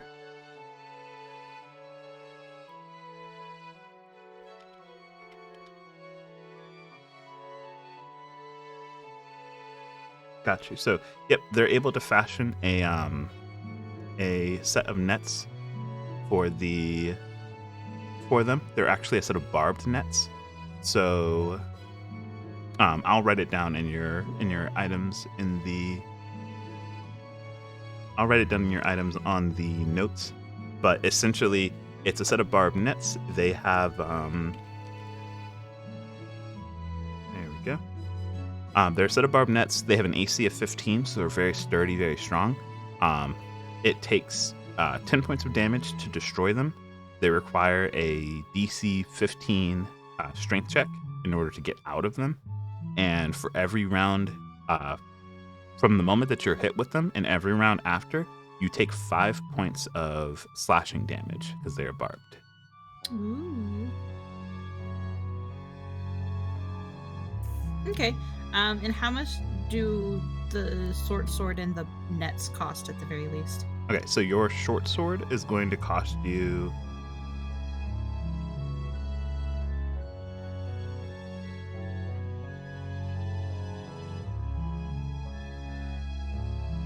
So your short sword is going to cost you 400 gold pieces. And then your nets are going to cost you about 50 apiece.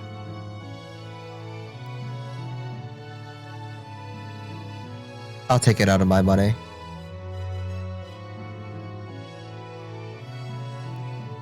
Okay.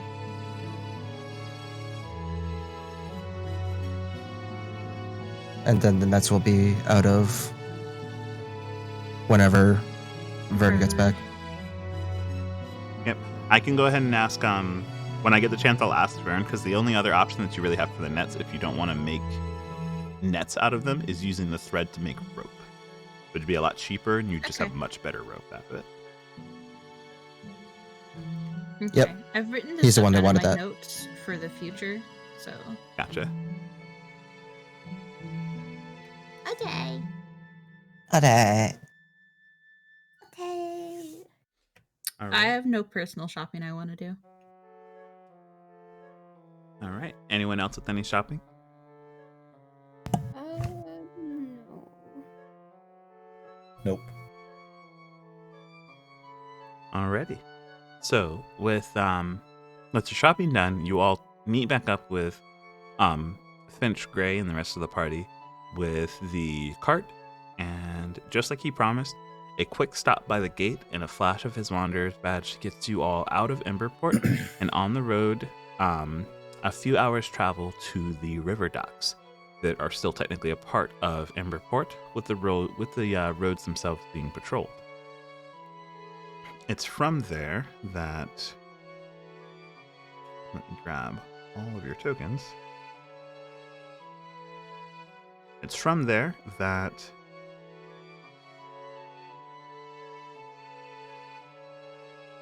he takes the chance to show you all his riverboat. Which, if I do it...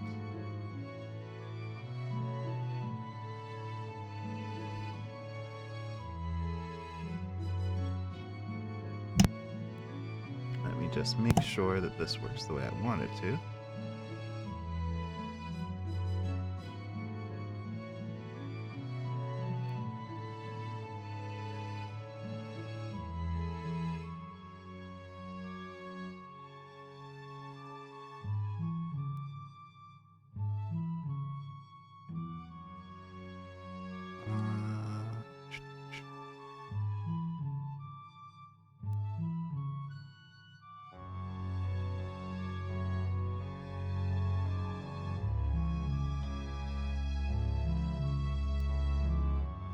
Oh, I see what's happened here.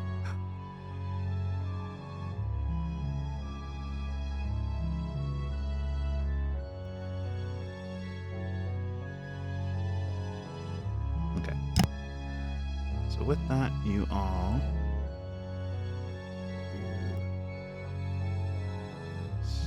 Why are you not... Oh. Ha ha ha. There we go.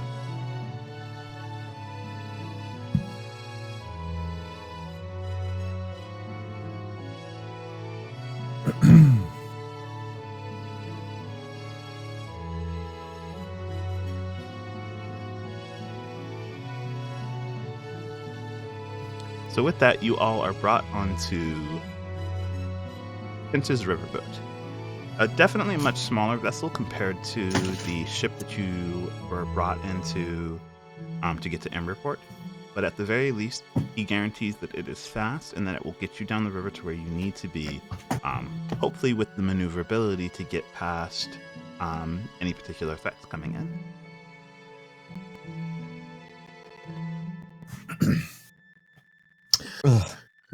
I assume you remember where the entrance is. I can get you to the part of the river that breaks off into the rest of the swamp. I do remember where the entrance is, but it's honestly where I'm gonna have to have the rest of the boats come into play, because this one's too big to make its way through the swamp, and honestly, it's a little too dangerous to take something this big there. Oh, of course, I know that.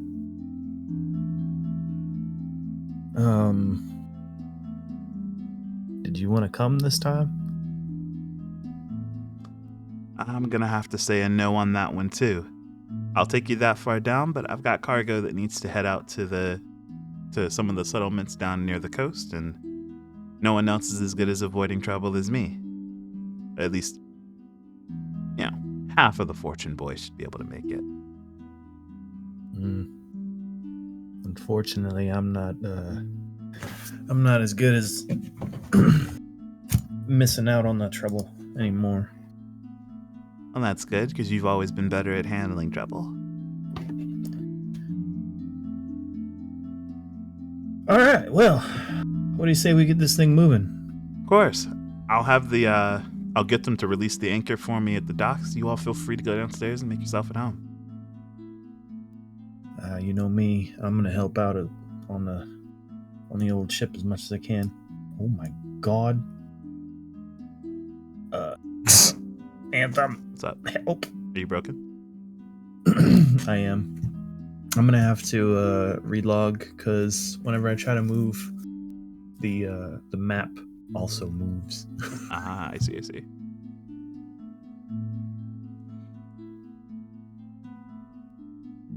Alrighty. So you can go ahead and relog, and for the rest of you all, I will show you where... Did it work? Yes, it worked.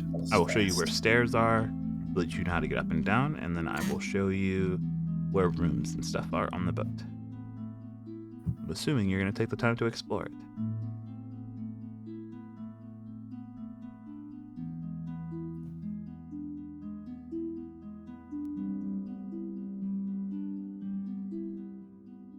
Back on the boat again.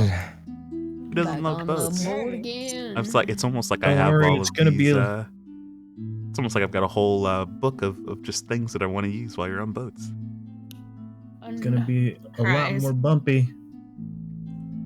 Wonderful.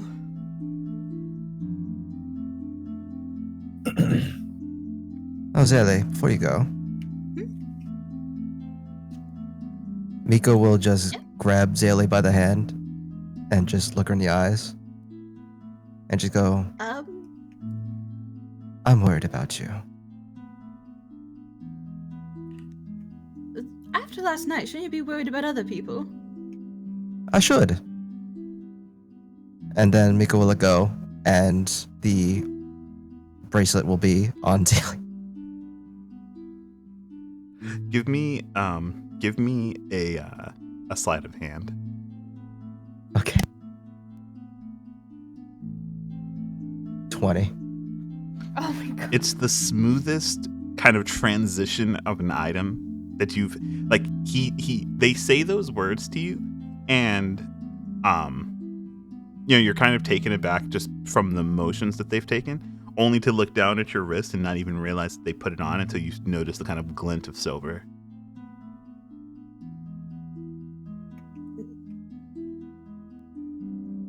I'm going to assume it takes me a little while to notice. Yeah, especially since it's a fairly smooth transition, and the item itself, it's kind of like a bracer. So like, other than the like physical hearing, like the grasp of it or clasp of it going on, you didn't even notice. But hold on a moment. I'm holding on. And Miko walks away. But that's not... You can't just walk away. We're on the boat together. Where do you think you're going? I don't know. I'll find a place. What happened? You two were just out of earshot. What? Zaylee holds up her wrist. Oh.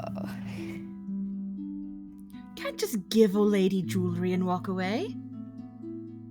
I believe they just did. The audacity of this person, I swear.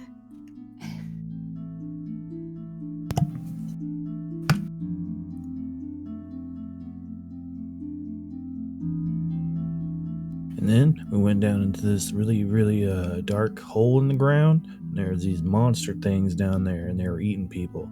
And so we saved like this little boy, and then I threatened a mayor. That was pretty cool.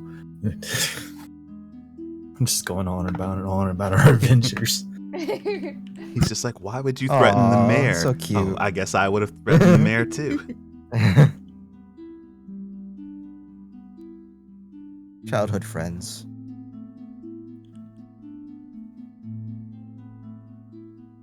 I made all of the red flags into the bed sheets. I see.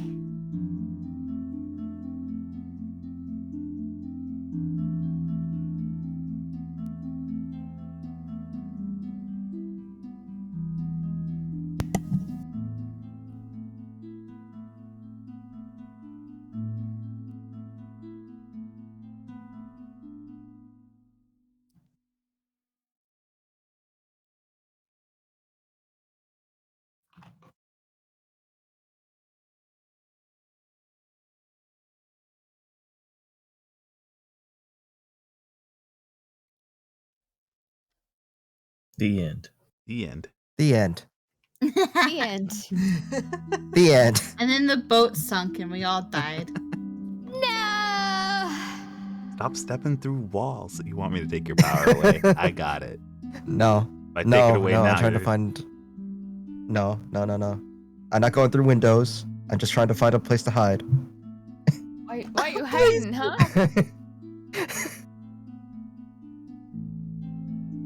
Hey, Finch, you want to see something really cool? What you got? Now you know she's going to find you eventually. Shh. Fine. You She's going to find you eventually. Shh. once you do that, you watch as the cold sweat kind of falls through onto Finch's face. They keep their poker face smile though, and they go, "That's really cool." I'm terrifying, ain't it? I'm a little bit unnerved. Oh, come on. You ain't got to be scared.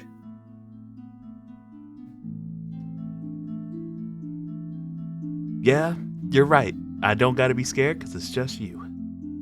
If anyone else Exactly. does that on the boat, though, I'm gonna have a real big issue. All right, look, so I should probably let you know. Okay. The big one over there, he can grow bones out of his body. Oh, so it isn't just like a fashion thing with the helmet.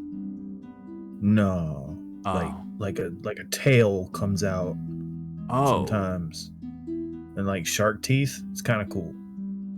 Okay, got it. Yeah. And then the big rock one down there is literally a rock.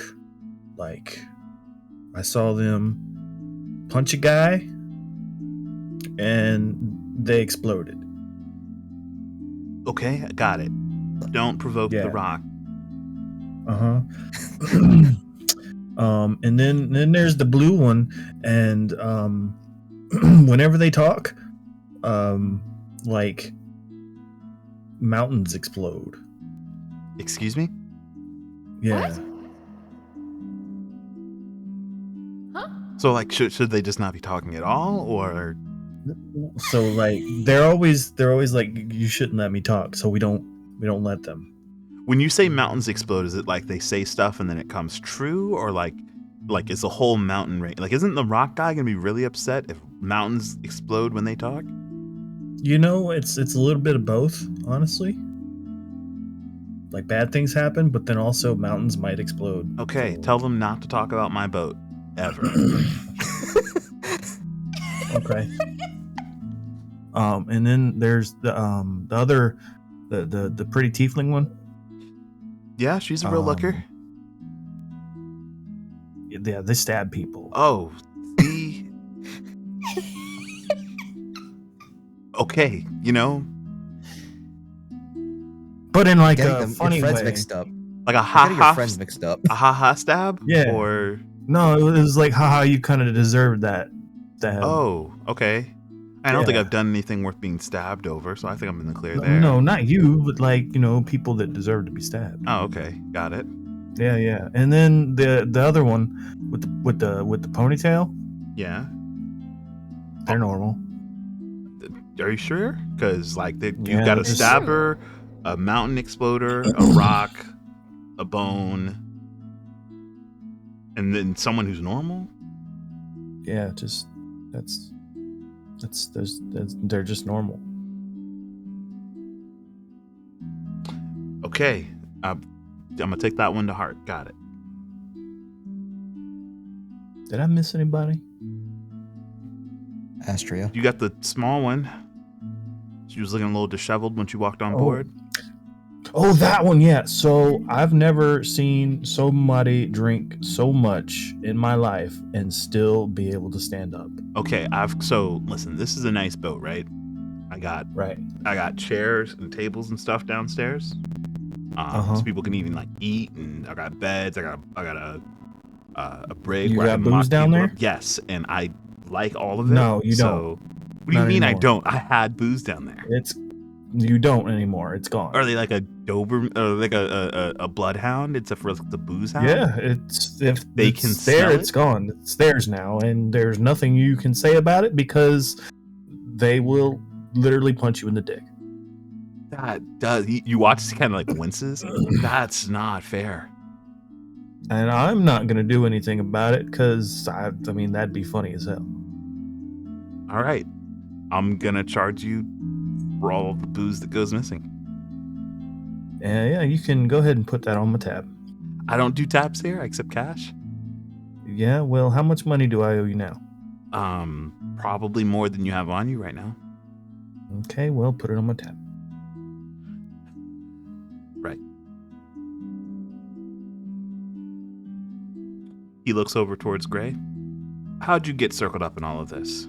And Gray explains that the party showed up, and on the same day, the city sank into the ground, and he had to run away on a cart.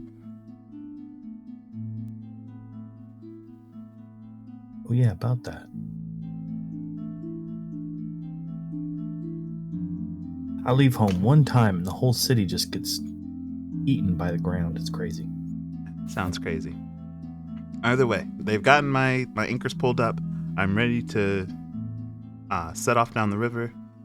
We're gonna take this nice and fast and get you all down there. And you, he reaches into a small pouch at his side and he pulls out a kind of like a folded slip. He goes, use this when you need me to come back down the river and grab you guys. You don't want to be paddling up these rivers once you're done seeing your home. Oh yeah, thank you. Appreciate that. I'm gonna pocket that. I'll go get the sails.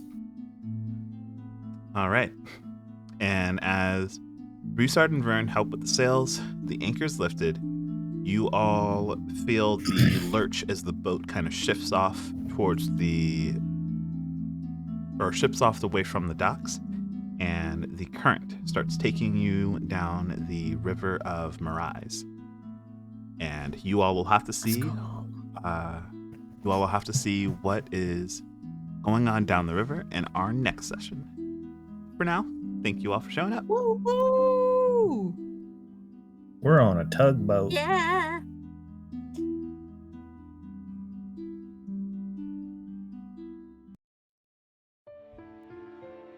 So, I always wanted to be a shrimp boat captain. a shrimp boat captain? Bro, same. I want to let you all know I fought off the incredible urge to say find out what's going on just around the river bend. Why didn't you? Now. I can say it now because it wasn't a part of like the official inn. Wow. But fantastically enough, this session and then obviously the break next week help fall into the pattern of when I can get actual D&D in. So we will be back in 2 or so weeks, Huh? if they work out Oh, Bro, properly. I would love, bro. But 2 or so hours, you guys will be ready in 2 or so hours. Bro, that'd be like 2 a.m., bro. You guys will be ready. You're not sleeping then. Who sleeps? I sleep. I'm old. Okay, I guess we'll have to be back within 2 or so weeks then. You all can get plenty of rest. Either way, I've taken a look out, and I can't tell if they're about to end. But I think I'm going to try and beat them to the punch anyway. We're going to go and see about raiding. Actually, Gustavo is playing some Dungeons and Dragons, and then so is Captain Charlie. Both of them have been going There's for also about someone named Teefy Weefy. Teefy Weefy. Episode session 1 out to sea, but they go for 2 hours. More water. All right. So But also our puppet friends are playing. are they? All right. We're going to go say hello to our puppet Yeah. friends. They've been only doing for an hour and a half. All right. They'll have the most time going into it then. So let's. I love our puppet friends. I care them so much. They're so good. So there is our raid message. I'm gonna go and grab. There we go. Perception Studio. Let's go say hello to our puppet friends. Otherwise, we will see you all next time. Bye bye.